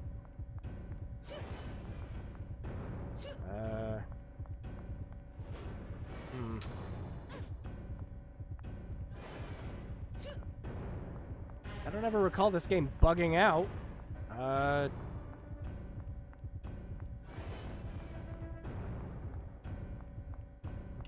The whole "so I won money but I lost my friends" actually makes me feel, yeah. That's like, it's like you go there expressively for the purpose to save all of your friends. Oh gosh, no, I'm not supposed to go to the goal yet. Yeah, I was about to say you gotta fight the boss. Yep. I was about to say I have to go the other way to shut him down. You're right. Yep. I completely forgot. We went the wrong way.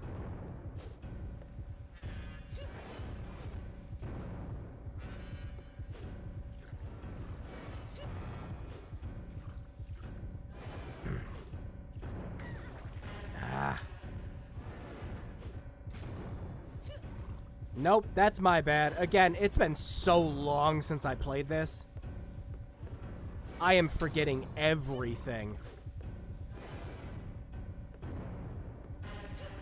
Yeah, I forgot. We have to go up the other path first to shut him down. Yep. Don't mind me.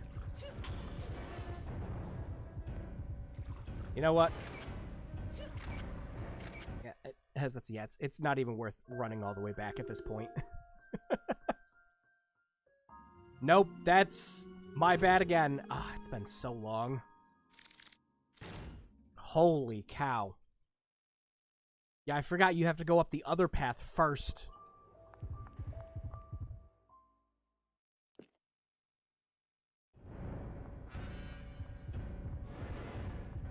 Don't.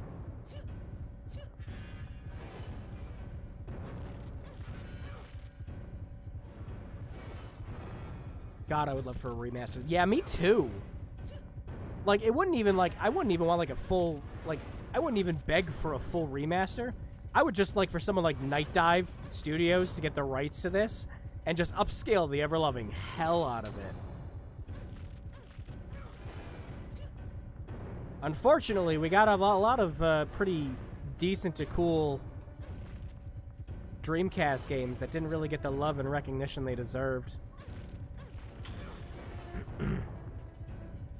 Like, I always think it was fortunate that Grandia 2 got a PS2 port, because that meant like, oh, hey, well, maybe there's a chance in the future that they could make a PC version and port it to everything else. And now, I mean, yeah, you can play Grandia 2 on everything.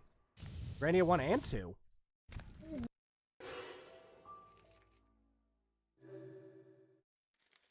There was a Plan 360 port before things went wrong. I did not know that. That's cool. Just a shame things went wrong.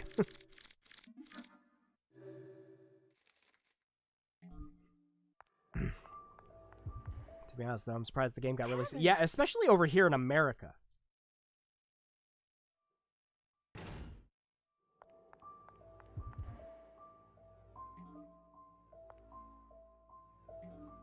Because, like, there were so many games we didn't get just because, you know, it's like, oh, hey, I guess this would work better. Like, if I remember correctly, we didn't get Persona 2 over here in the States for the PlayStation because they decided that they wanted to port over Thousand Arms to English instead. Which, don't get me wrong, you know, still a decent idea for Atlas, but, you know, one of these things is not like the other.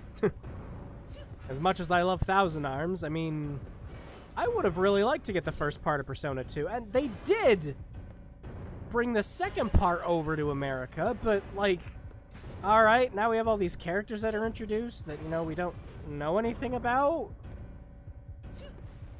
It's like, yeah, just port Eternal Punishment over. Yeah, don't even think about Innocent Sin. Why would we need that? And then we didn't technically get it until the PSP version came out. And even then, Atlas was like, oh yeah, the PSP version didn't sell well. Well, I guess the updated PSP port for Eternal Punishment, yeah, they don't need that. I was like, you jerks!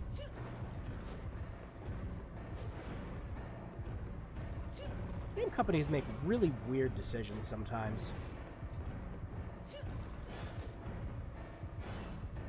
Run, Erico.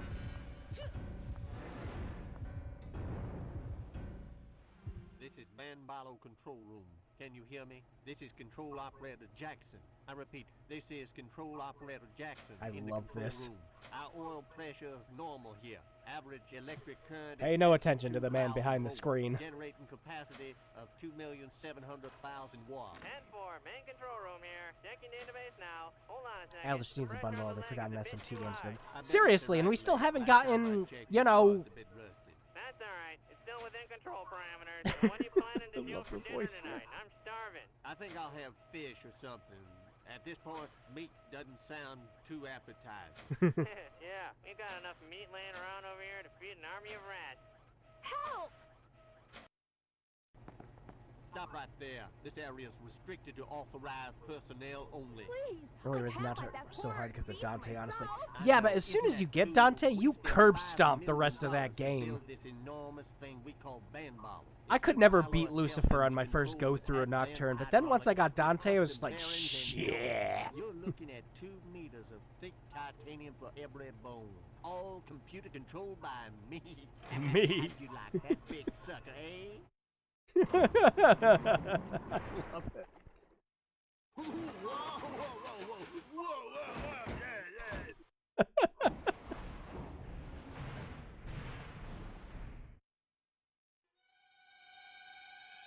And Erico's just like, yep, had just about enough of this shit.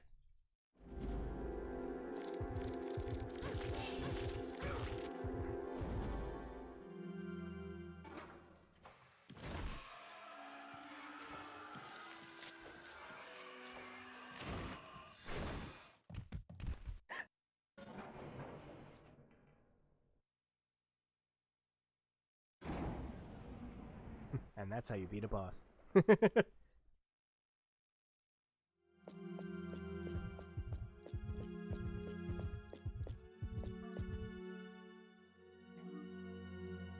There we go. Now we can get it.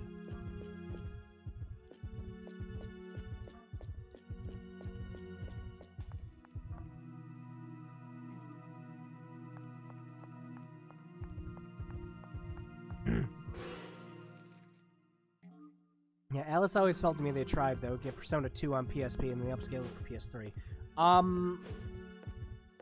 For Persona 2, I think the PS3 version is just the original Eternal Punishment PS1.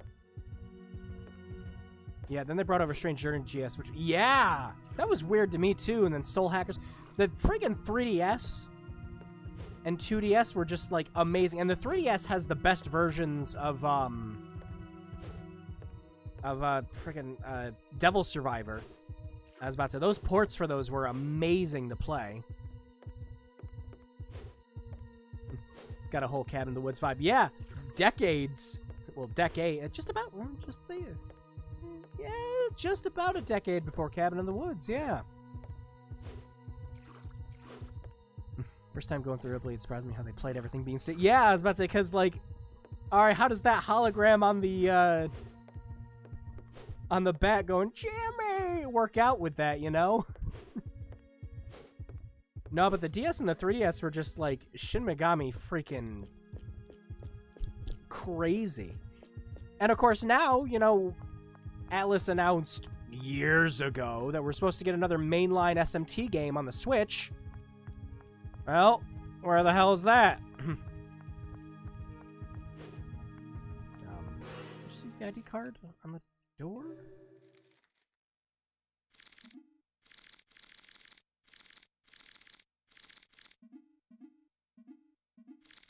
Oh.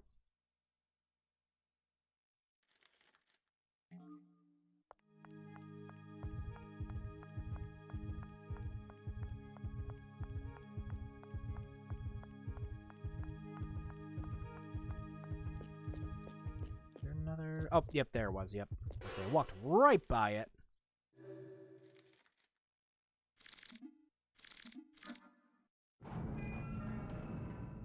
SMT. Shin Megami Tensei. It's the games you were talking about.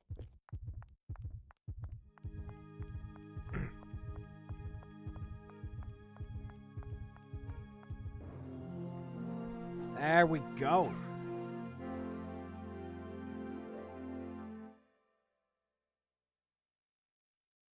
Well, we did miserable, and that's okay.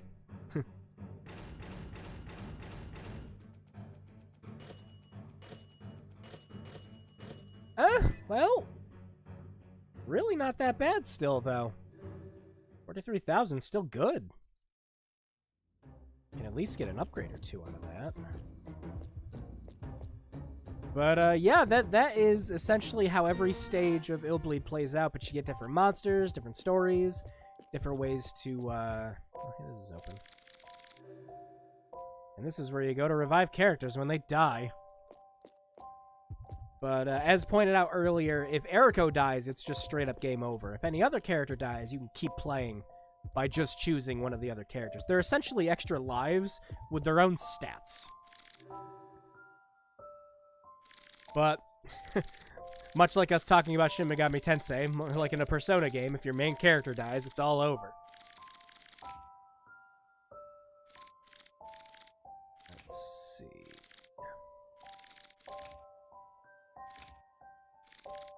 Yep. Might as well get that one out of the way. Can I get both of them? Yep, I can, okay.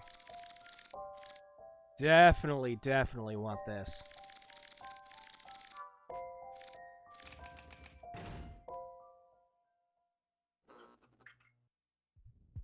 Yeah, I was about to say, it's an understatement saying that's how everything... I was about to say, yeah, it's... The first level is really kind of the introduction to how everything works out. Oh my god, these doctors freaked me the hell out when I first played this. Oh, we didn't get to see their faces. Oh. Yeah, like, that's the mechanics. So like, yeah, exactly, yeah. I was about to say, that's more what I meant, is that's the mechanics. I was about to say, every stage is very unique in the way that you have to approach it. I was about to say, because every monster plays out differently. There's different ways that you have to defeat a lot of them, like the huge-ass freaking worm boss. Jesus God. But yeah, no, it's about to say, it's, yeah, understatement of the century. But if Eriko dies, it's game... I'm pretty sure if Eriko dies, it's game over. If any of the other characters die, you have to go back to the hospital to resuscitate them afterwards. Yeah, if Eriko dies, it's game over. Yeah, I'm pretty sure.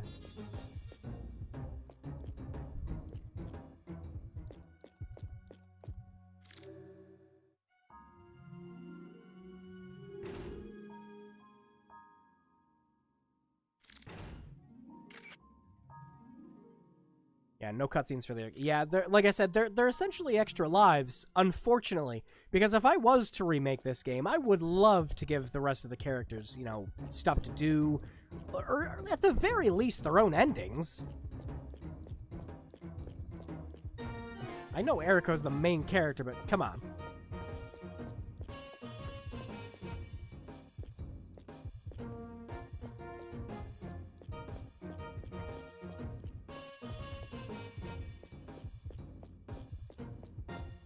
They do hide the secret character. Yeah, there's the little kid, right? Was the secret character?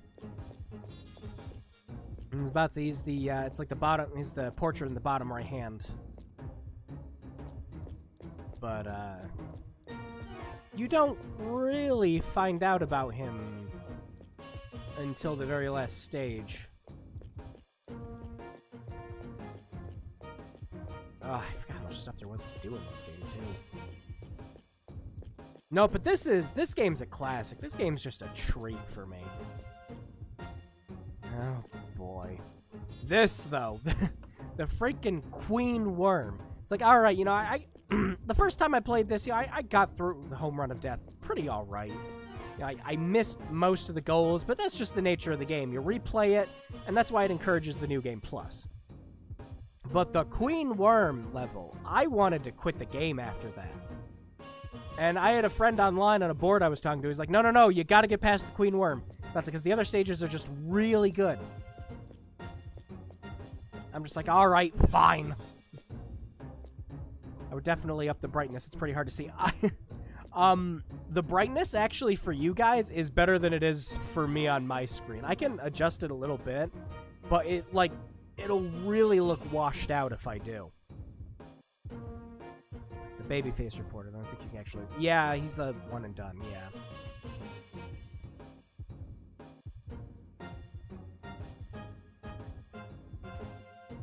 Yeah, with the color correction filter.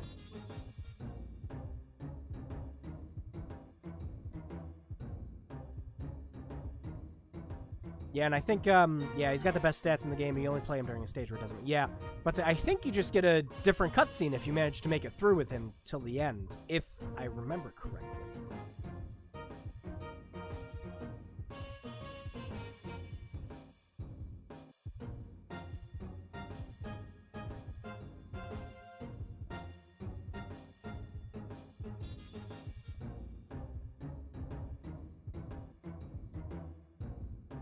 There we go. Yeah, that's about the best I can get it without it looking completely washed out. No, it is actually just a dark game in general, though.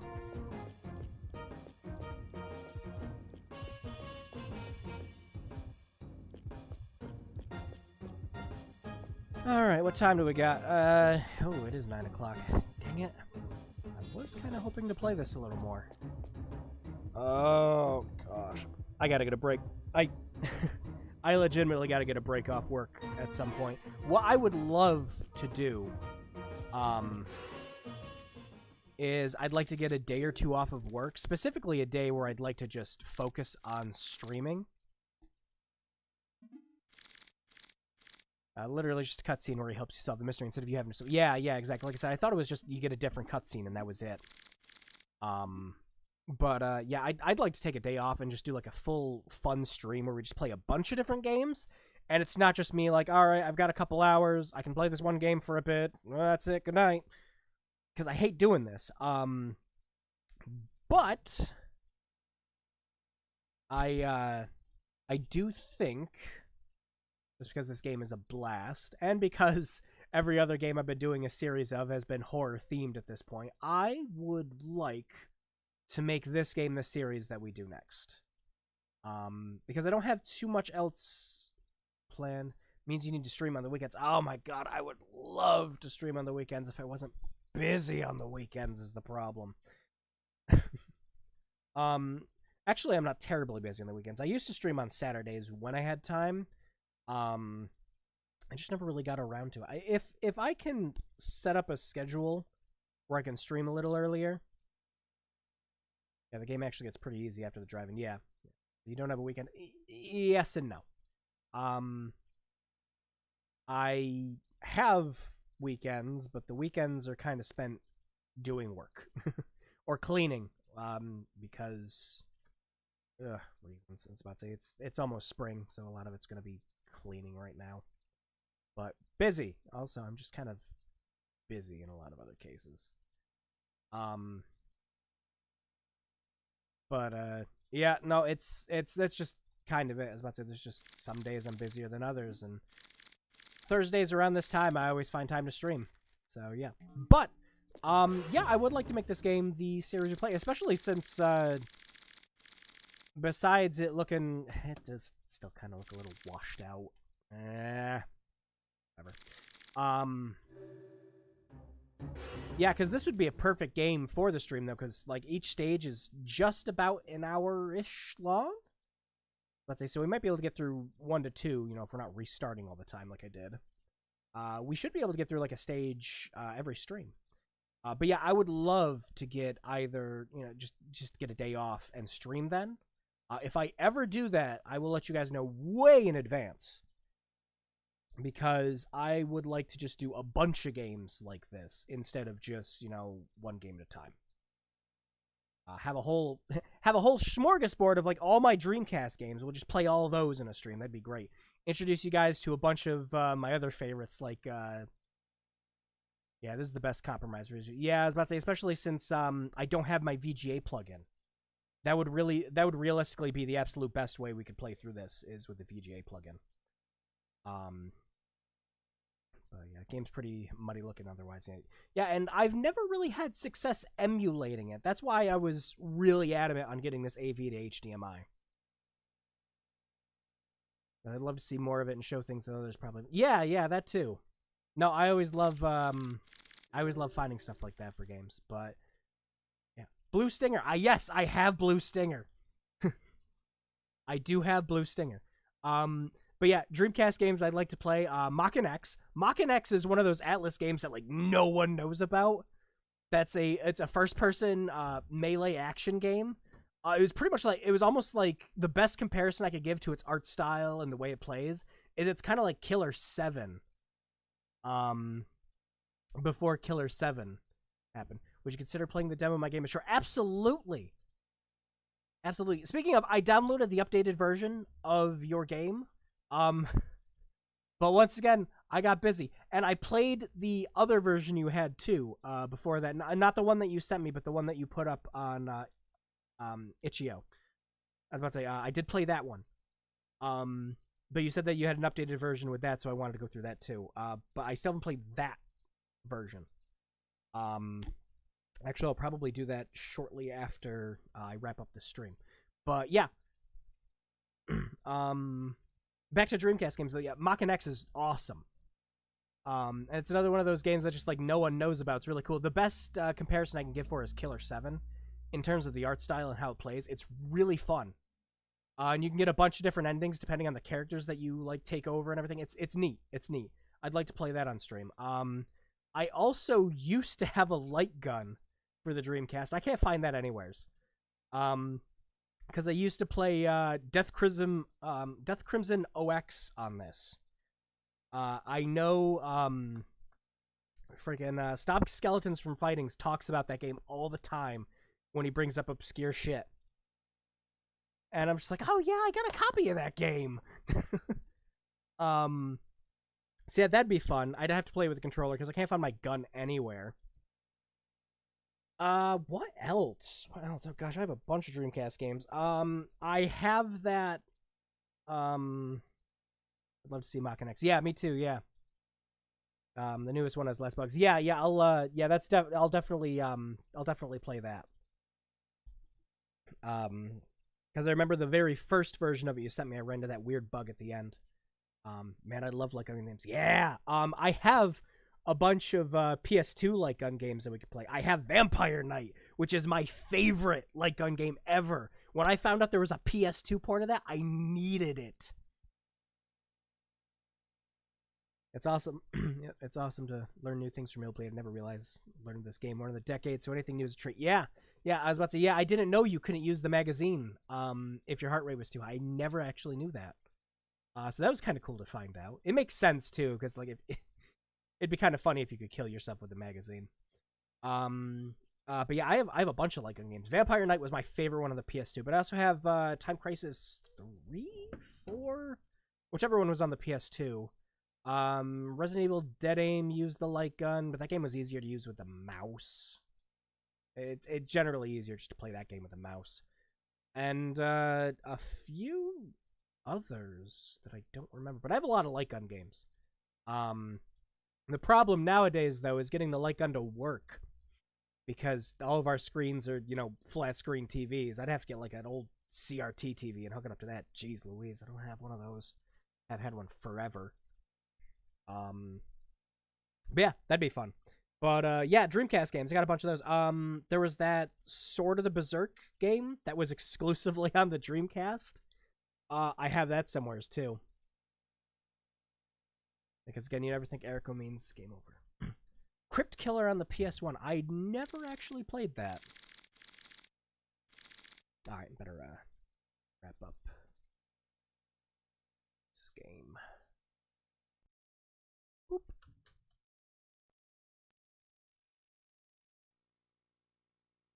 Nope, this AV to HDMI cable was just like the greatest thing I could have picked up, because now I can play all my old games on stream without having to resorting to emulating them. No, unless they're like handheld, of course. Another fun thing you can do, I actually have the I've got the disc for it here. This was this disc was one of my favorite things. Hidden gem, you might say. Huh. No, the Dreamcast exemplifies my channel, like, big time. The Dreamcast was what got me into wanting to do, Hidden Gems channel. Because there's so many awesome games that people don't know about. It's just like, yeah, it was like, look at this. This game's cool. You should do it. And hey, maybe if we get some attention to it and more people find out about it, we can get re-releases for it or get more people interested in the game. And my channel isn't nowhere near that big for that, but I'd love it. It's like, it's kind of... So yeah, this is another little fun oddity that I have for the Dreamcast. I'm sure someone might recognize what this is just from the splash screen here alone. Oh. So you're actually playing a real Dreamcast Live. Yep, I got it sitting right here with my half a dozen VMUs. I've got another half a dozen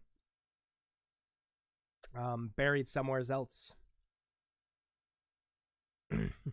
But this disc I have here, this is Dreamcast, specifically for Metal Gear Solid. I have, I don't have my PlayStation 1 discs handy, but this was the best way to play MGS for the longest time, and is still one of the best ones if you get the VGA hookup. Because it upscales all the textures, the game looks nice and smooth, everything loads fast. The only disadvantage, yeah, I actually have Bleem. Yes, I have it for this and Gran Turismo 2. And the history behind Bleem is amazing. I think it was either LGR or a Gaming Historian, one of the two, did a full video on it. Man, legal piracy, right? No, I was about to say, it wasn't ever actually piracy, because all it was just an emulator to play the game. And they technically won against Sony every single time in court, but Sony was so litigious against them and kept taking them to court over little itty-bitty things that they ran out of money. I'd say they couldn't keep affording the legal battles. I'm saying going to court all the time. But Bleem has such an interesting history, and it was LGR. Yep, that's a I remember watching that video on Bleem before. Yep, but yeah, I've had this disc forever. Actually, the main reason I picked this disc up was I picked up a PS2 collection that had Metal Gear Solid 1, 2, and 3 on it. And I went to go play Metal Gear Solid 1. With that collection, it's just the 2 discs for Metal Gear Solid 1. You do not get a PlayStation memory card with that, and you need a PS1 memory card.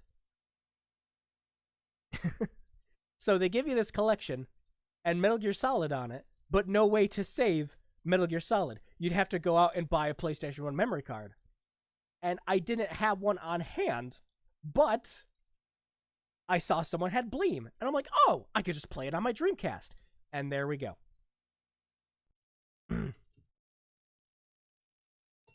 But, no, Bleem is cool. I was about to say, I mean, I also have Twin Snakes, so, oh, excuse me, sorry about that. We could play that version also. The bigger issue is the reverse engineering without the licenses, and the license game shortly before. Yeah, yeah. I was about to say, the legal battles definitely did them no favors, though. But in the courts, they couldn't, like, every single time when they were reverse engineering it, one of the judges' decisions was like, Well, hey, I mean, yeah, they're technically running the games better, but like, well, maybe just the PlayStation isn't better, isn't powerful enough for that, and the judge just kind of let it go. And then the same thing with the screenshots showing the comparisons on the back of the boxes, where the judge was like, well, yeah, they're allowed to show it because it's technically better. But they just beat Sony at every turn, but obviously Sony had more money. And in the end, I think it was for the Connectrix, Sony bought out the company just to shut them down because they couldn't beat them legally. Friggin' hilarious. But yeah, this other memory card I have here, this one's specifically for Bleem. Oh, dear Lord. Time to go through these memory cards, because this is always fun. We'll do this quick before I wrap up the stream. Oh, gosh. What was on this one? One of these memory cards I just bought from someone not too long ago. So I don't know what's on it. Oh, hey, this is my one with the VMU tool. Yeah. Randy 2 saves, one of those Capcom saves, Fast Star Online. That'd be another fun one. My save file for the ring. Oh boy. And then these are for a SNES emulator. Sony's legal argument was predicted on the kernel, I thought. That was their legal argument, but they couldn't prove that it was reverse engineered. Bleem basically emulated the PS2 architecture without the license. Not actually that I don't think that was it for Bleem, because I'm pretty sure both of them were neither of them were backwards engineered. They were both just or, you know, reverse engineered or anything else like that. I think they were just both emulators that were running PlayStation games.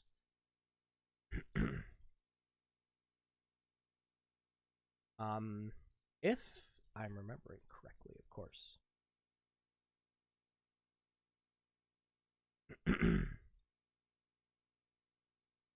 Well, yeah, I don't want to see the actual...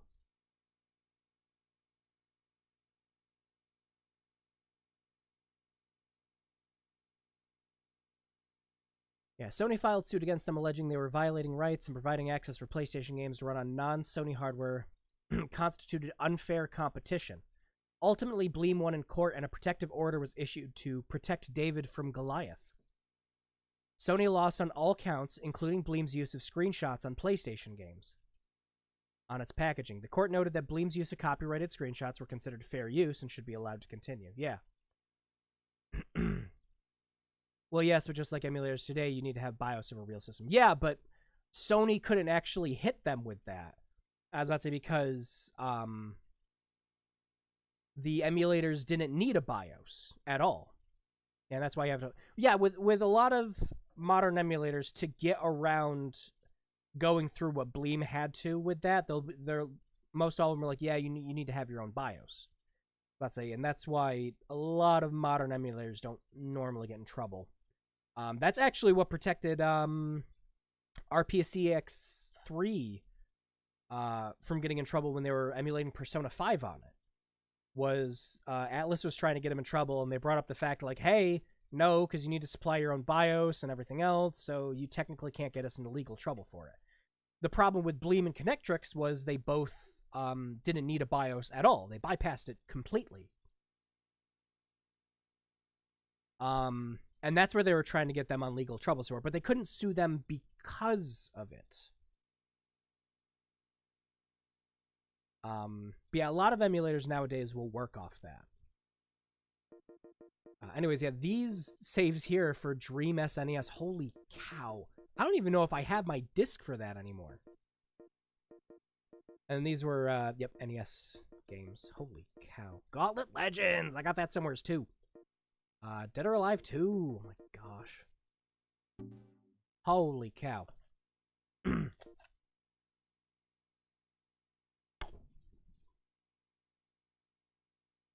All right, what else we got? I'm interested in seeing all these before I go to bed. Is this my other Phantasy Star? Ah, yeah, Jet Grind Radio. Well, yeah, this was the I have the Japanese version of Jet Set Radio, which was called Jet Grind Radio. That's like this whole memory card. Holy cow! Record of Lotus War. I do not have an actual copy of that. I have a burned copy of Record of Lotus War. That game is almost impossible to find. And it was another one of those strange, one of those strange instances where it was another anime that got a Dreamcast exclusive game, like Sword of the Berserk. It's weird. And then Code Veronica, because of course. You don't need to copy the BIOS code. They just need to know what inputs the BIOS takes and what it spits out. Yeah, I was about to say, yeah. And it wasn't, yeah, I was about to say, and with both the Connectrix and the and Bleem, neither of them were reverse engineered. I was about to say, and that's why they were legally allowed to use it, and that's why they won against it in court. But yeah, if you use the BIOS, you reverse engineer the BIOS, it's using material legally. Exactly. I was about to say, but it is legally owning it if you use your own BIOS for the systems. And it's, I mean, I'm not going to sit here and advocate piracy, of course. I was about to say, it's so easy to find a BIOS online, but it is pretty easy to get your BIOS from systems nowadays. There's a lot of USB tools that you can use for the PS2 specifically, and then you can get a mod chip for the PlayStation 1. Those are really cheap. Getting a physical mod chip to plug in. So yeah, getting BIOSes really isn't that difficult, and some emulators don't even fully need a BIOS anyways, for the same reason. Reverse engineering is totally legal. It is in certain aspects. Hang on a second, I gotta take a drink. There we go. Reverse engineering a console. Yeah, exactly. That's exactly what I was about to explain. Illegal for use for a commercial purpose. Exactly that. For backup and preservation reasons, reverse engineering is completely legal. We actually just had a bill passed not too long ago for video games to do that. For like MMOs that you can't play anymore, it is now completely legal to reverse engineer them for personal and archival reasons. 100% legal. But yeah, hyperactive is true. It is illegal to do it for commercial purposes. However, there are exceptions to that rule.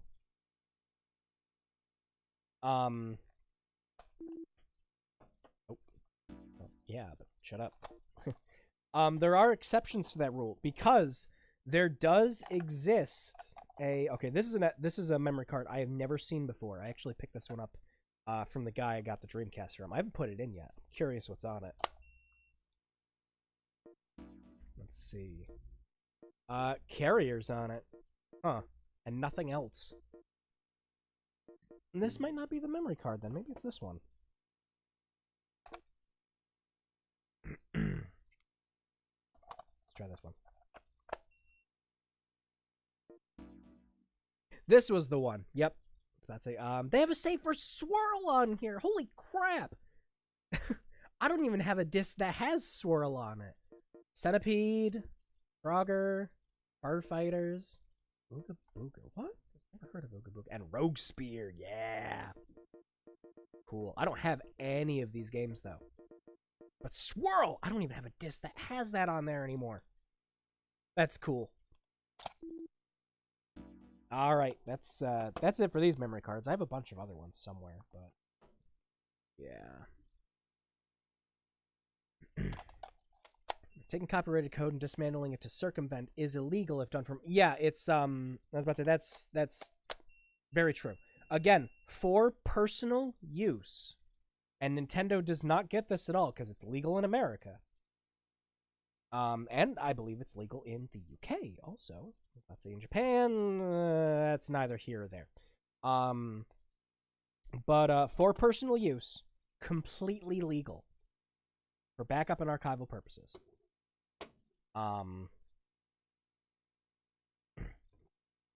But as soon as you try to sell it commercially, yeah, no. But like I was explaining earlier, there is exceptions to that rule. There is a Philips CDI emulator. I forget the name of it, but you have to legally buy it. And Philips gave them the right to do that, if I remember correctly. It's like one of the best Philips CDI emulators also.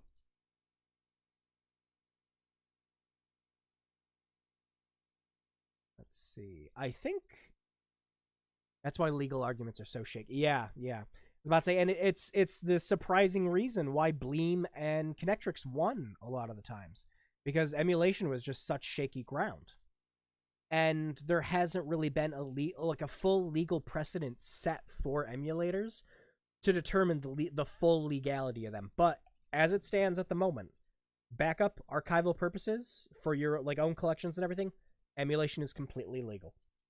Obviously, you have to provide your own BIOS from your own system and everything else. But yeah, a lot of that stuff's easy to do now. You can buy modded GameCube memory cards that run tools that lets you dump your own BIOS. PlayStation 1, you can get a mod chip. PS2, you can literally get USB boot to dump your BIOS nowadays. Freaking easy as pie. Dreamcast, you can hook this baby up to a modem and run tools to do that. Yep, this was the emulator. Yep, CDI emulator. This is one you have to pay for, and legally they are allowed to do it, because they got the rights from Philips to make and produce and sell the emulator. I forget how much it is. 25 euros. A little under $30 as of May 2018. Yeah. But $30 for a nearly full working CDI emulator, it's not the worst. And again, legal. Of course, getting Philips CDI games is a lot harder, especially since, there's the four. The four that are on the Philips CDI that everyone gets the system for. Oh gosh, those have to be expensive as all get out now. All right, we've been sitting on this Dreamcast screen for a while. Let me switch it back over. Shut this bad boy off. I love my Dreamcast. So nice, I bought it twice. But yeah, no, that was a great fun stream as always. I definitely think we'll make this one a series, definitely.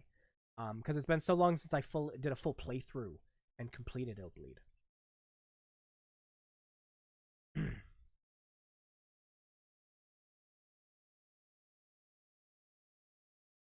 Actually, I'm curious if there's any other Philips CDI emulators since then. Oh, wow. Apparently MAME can run CDI games now. What? Oh, no one tells me this. When did this happen? Yeah.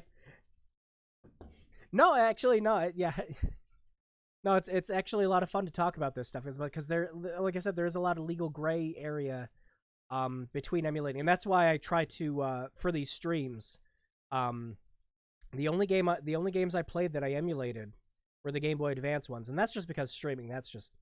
There's no easy way to stream an actual Game Boy Advance. It's a pain in the ass. So I had to emulate those, but I do own the games. But I wanted to find a way to stream the actual hardware, because that's the absolute best way to play all these Dreamcast games. There really isn't a good Dreamcast emulator out there.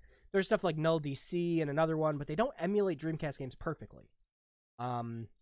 Especially when you get into games like Shenmue. They run miserably on that. Of course, you have PC ports and, the HD versions of Shenmue to play now, which are arguably fine ways to play it, despite the fact that they fucked some stuff up in them. But yeah, I for this channel specifically, if at all possible, I wanted to play on actual hardware. So yes,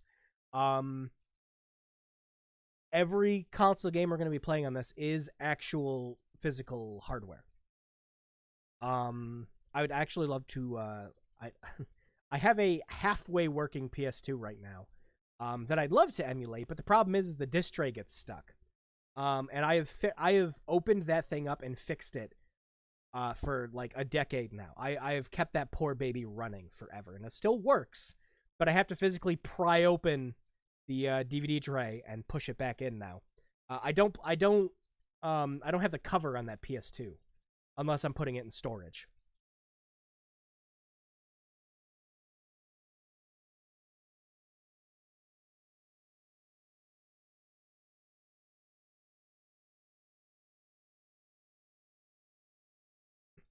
Oh boy. So okay, so for the PC emulation side of things, with what you guys are talking about in chat, you said it's true how the PC revolution in the 1980s happened. It's totally based on actual reverse engineering. If IBM could have won the begging part, why didn't they? Yeah. I was gonna say, it's copyright laws for different hardware are different depending on the situation at hand, like big time. With like I said, it's a legal gray area, and it's reverse engineering is a big legal gray area depending on what exactly it is you're reverse engineering. Yeah, sometimes with the PSP hacking or iPhone jailbreaking that requires reverse engineering. Yeah, I was about to say that's why Pandora batteries existed for that exact reason. That's because they had to reverse engineer the system on a hardware level in order to actually make it so you could run custom firmware on it. And while the custom firmware is technically a no-no from Sony, they couldn't necessarily stop people from buying Pandora batteries. I'd say there was no way they could legally stop selling them, because they aren't technically reverse engineering on like a software scale. But it's a huge legal gray battle in the middle with how all that works, and it really all depends on what you're talking about. For PCs, that's like a extremely vast different scale for reverse engineering than consoles is. Because there were a ton of lawsuits and legal ramifications that came from the reverse engineering for PCs. We haven't quite had anything that big yet for consoles, is the problem. Yeah, there was the Connectrix and the, Bleem and Bleemcast and everything else with Sony, and those were big stories, but they weren't big. They weren't, like, setting legal precedent big is the problem. It's a purposely gray area because big corps want to do it themselves. If they close that loophole, it'll close them. Yeah, exactly. So I'd say because once, say Nintendo seriously decided they really wanted to crack down on every single Nintendo emulator out there. Say they went straight after Dolphin. The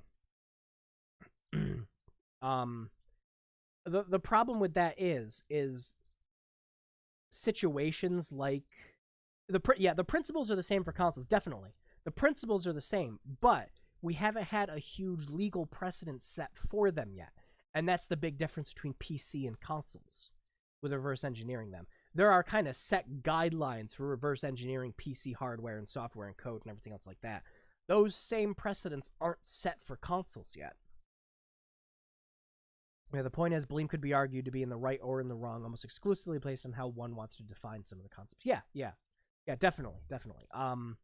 That's because it kind of depends on the side you're on with that. But technically and legally speaking, Bleem didn't do anything wrong by their department, because again, they didn't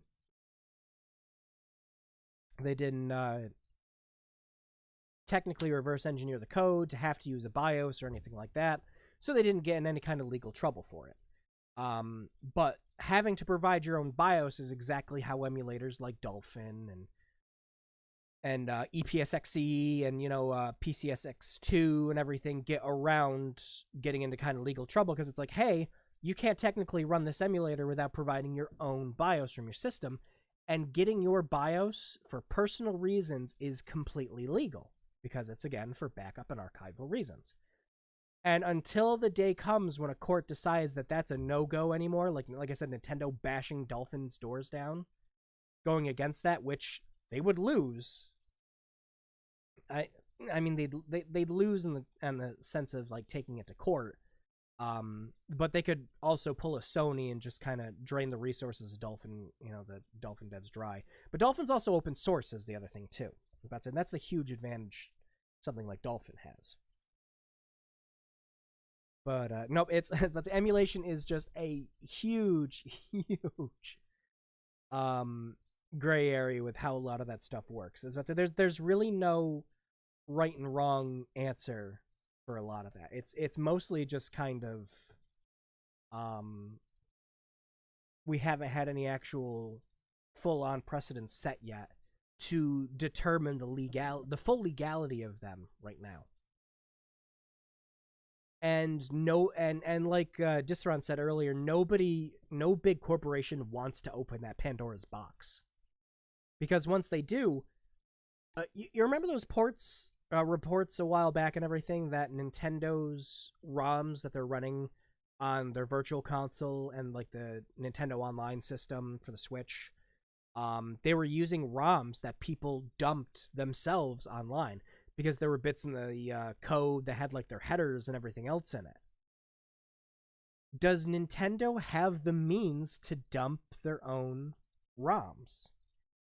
Because if they don't, and they don't have a way to like get their own ISOs or anything else like that, if they start shutting down all of these companies, they don't really have a way to do it. Now, of course, what Nintendo's done in the past is they've shut this stuff down and then took it for themselves so that they could redistribute it later. Not only that, but some good did come from Dreamcast, though. Sony hired on one of the people who was working on it, and he still works there this day, to help them work on their PlayStation Now service.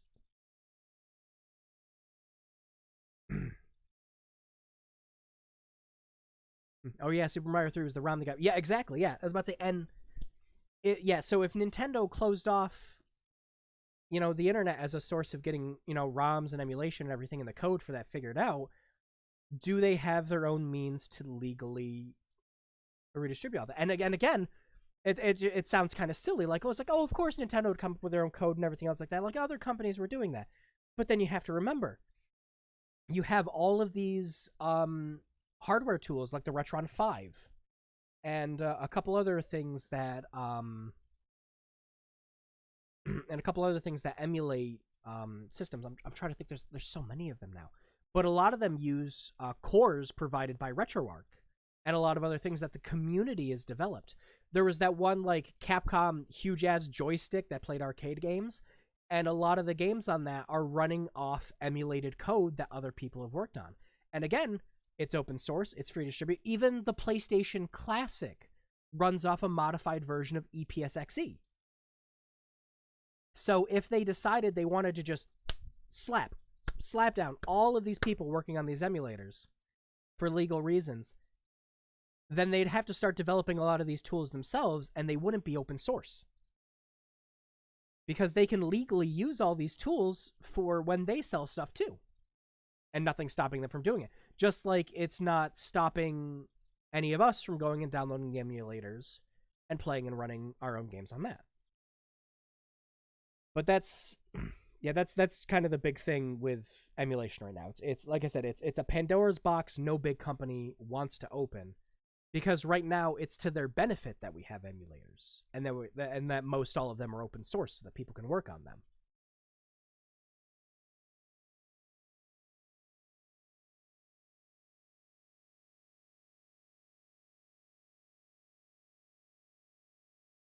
Yeah, nothing illegal about discovering it yourself. There's something wrong when using it to selling it or announcing it. Exactly, yeah. Especially if that tool isn't open source. That's the big thing. And again, it's why... Exactly, it's like, why wouldn't big corps use emulators? Exactly. It's about to say, because like, both of your sentences are pretty much right in line with that. About to say, because there's nothing illegal about using them, since most of them are open source. About to say, as long as you're providing your own BIOS. And that gives larger companies who don't want to put in all the work of emulating all these games and everything else, well, they don't have to. The internet's already provided it, and they can just take it. And that's it. But since Sony are the obvious, legal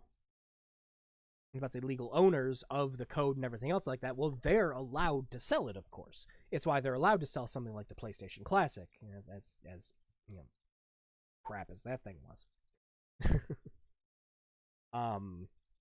But they are legally allowed to sell it because it's their system, it's their trademark, it's their rights. And because the emulator is open source, well, that's that.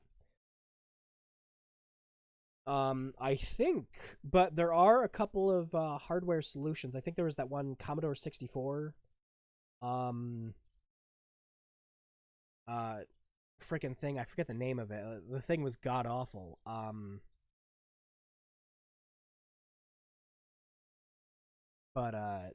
Yeah, I was about to say they didn't get permission from the original people who wrote the emulator for it, and that emulator was not open source at all. So that team got in legal trouble over that. That's the argument when eventually that eventually lost, though. Sony lost because they couldn't prove it, but that's also why the loss goes short. Yeah, exactly. This is effectively the trade secret laundering if you just spin it a bit to be slightly different. Yeah. That's true. That's true.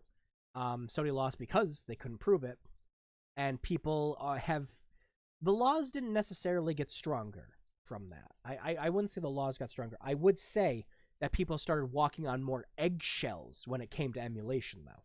They had to take more precautions to make sure that they wouldn't run into a situation like Sony versus Bleem. But because we haven't had a big legal precedent set for any of that yet, it's realistically a lot of this stuff is just all up in the air. Oh, jeez. I've been talking forever and an age.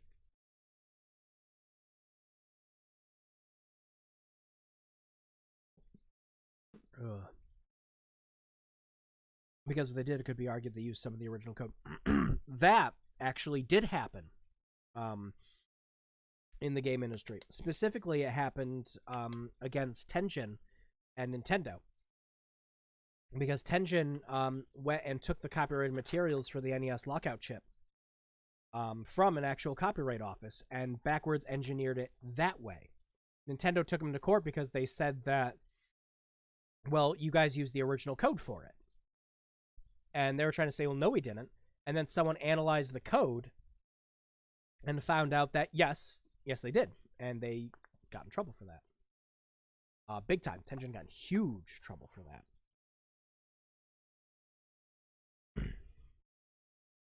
They had to start pulling their carts off the market and everything else because they didn't want to have to go through Nintendo's approval system for making NES games. But that did happen.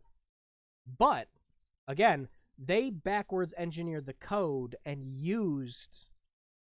but I was about to say, they didn't just backwards engineer the code. They used parts of the original code in their backwards engineering.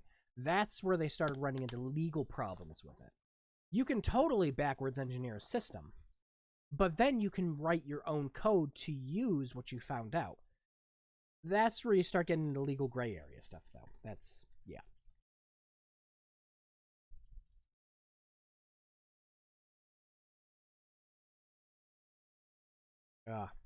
Oh, gosh. Oh, my gosh. So, yeah, I said I wanted to get to bed soon, but now it's 9:40. But I love this topic, though, because this topic fascinates me anytime I talk about it with anyone. Because it's... yeah, they use the original code. That's not proper backwards engineering. That's just copyright. Exactly. That was exactly it. It was just straight up copyright infringement. That's it, because they were using their illegal original code to get around the rabbit lockout chip. But yeah, that's that. That's that. The end point that I'll leave before I start heading off to bed is just pretty much what I've been repeating already. Right now, as it stands, it's perfectly legal to reverse engineer for your own personal backup and archives. That's it. Once you start distributing it, that's when you start getting into trouble, and you have to start looking for ways to prevent that if you want to do something like an actual open source release. Like how Dolphin and EPSXE and PCSX2 all require that you have your own BIOS. That's how they get around the legal precedents that would get those emulators just shut down.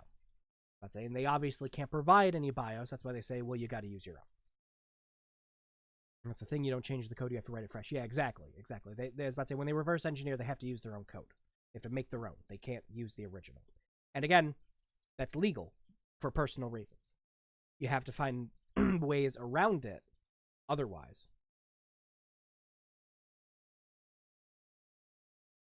But yeah, that's where I'll leave that for emulation, ROMs, all that fun stuff. Because I've ripped my own ISOs and everything to play. Like when I was doing the Parasite Eve stream, I was originally just going to play it on a PS3. But I was running into problems, so I just used RetroArch, and I ripped my own games.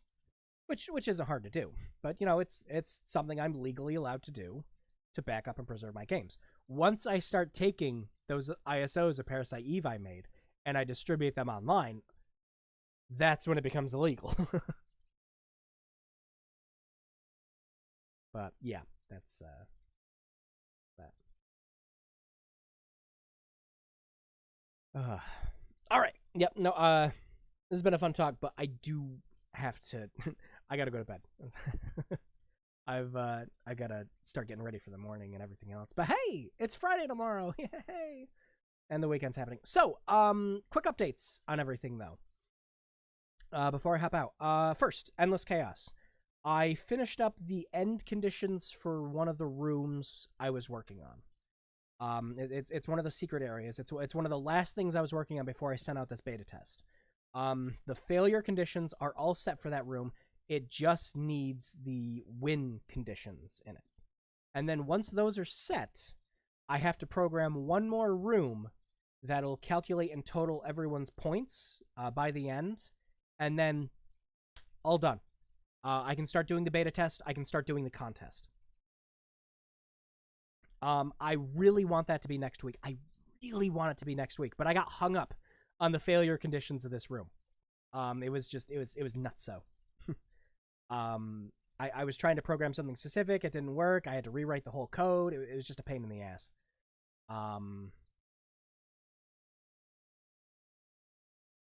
But yeah, so that's that. And what other projects? Oh yeah, the rest of the Fear playthrough with me and Solid Opinions. For our playthrough. I was in the middle of editing the video together, parts of the video together, when all of a sudden, my hard drive complained that it was full. Turns out, I had Halo the Master Chief Collection installed on it, and the Master Chief Collection just got Halo 2 and gave the game a big old 40 gigabyte update it didn't tell me about, which took up the rest of that hard drive. So I had to uninstall the Master Chief Collection so I can get back to work. But I lost about a half an hour's worth of progress from that. I have all the resources I made still, thankfully, so I just have to edit the clips back together. But editing, so it's pain in the ass. But that's where those are right now. I'm really hoping to have the part 2 of that out in another week or so. But I have to like diligently work on it, and with the way everything is right now, it's not only been stressful, not only a pain in the ass, but it's just everything's kind of miserable right now. But that's life stuff. But I'll deal with all that like I usually do. So no worries on that. I'm really hoping to have the Endless Chaos contest start next week. I just have to program that win condition, the last room to tally up everyone's points, and that's it for now. But that's neither here or there with this week. So I am going to anyway. I really enjoyed this chat. Yeah, me too. That's the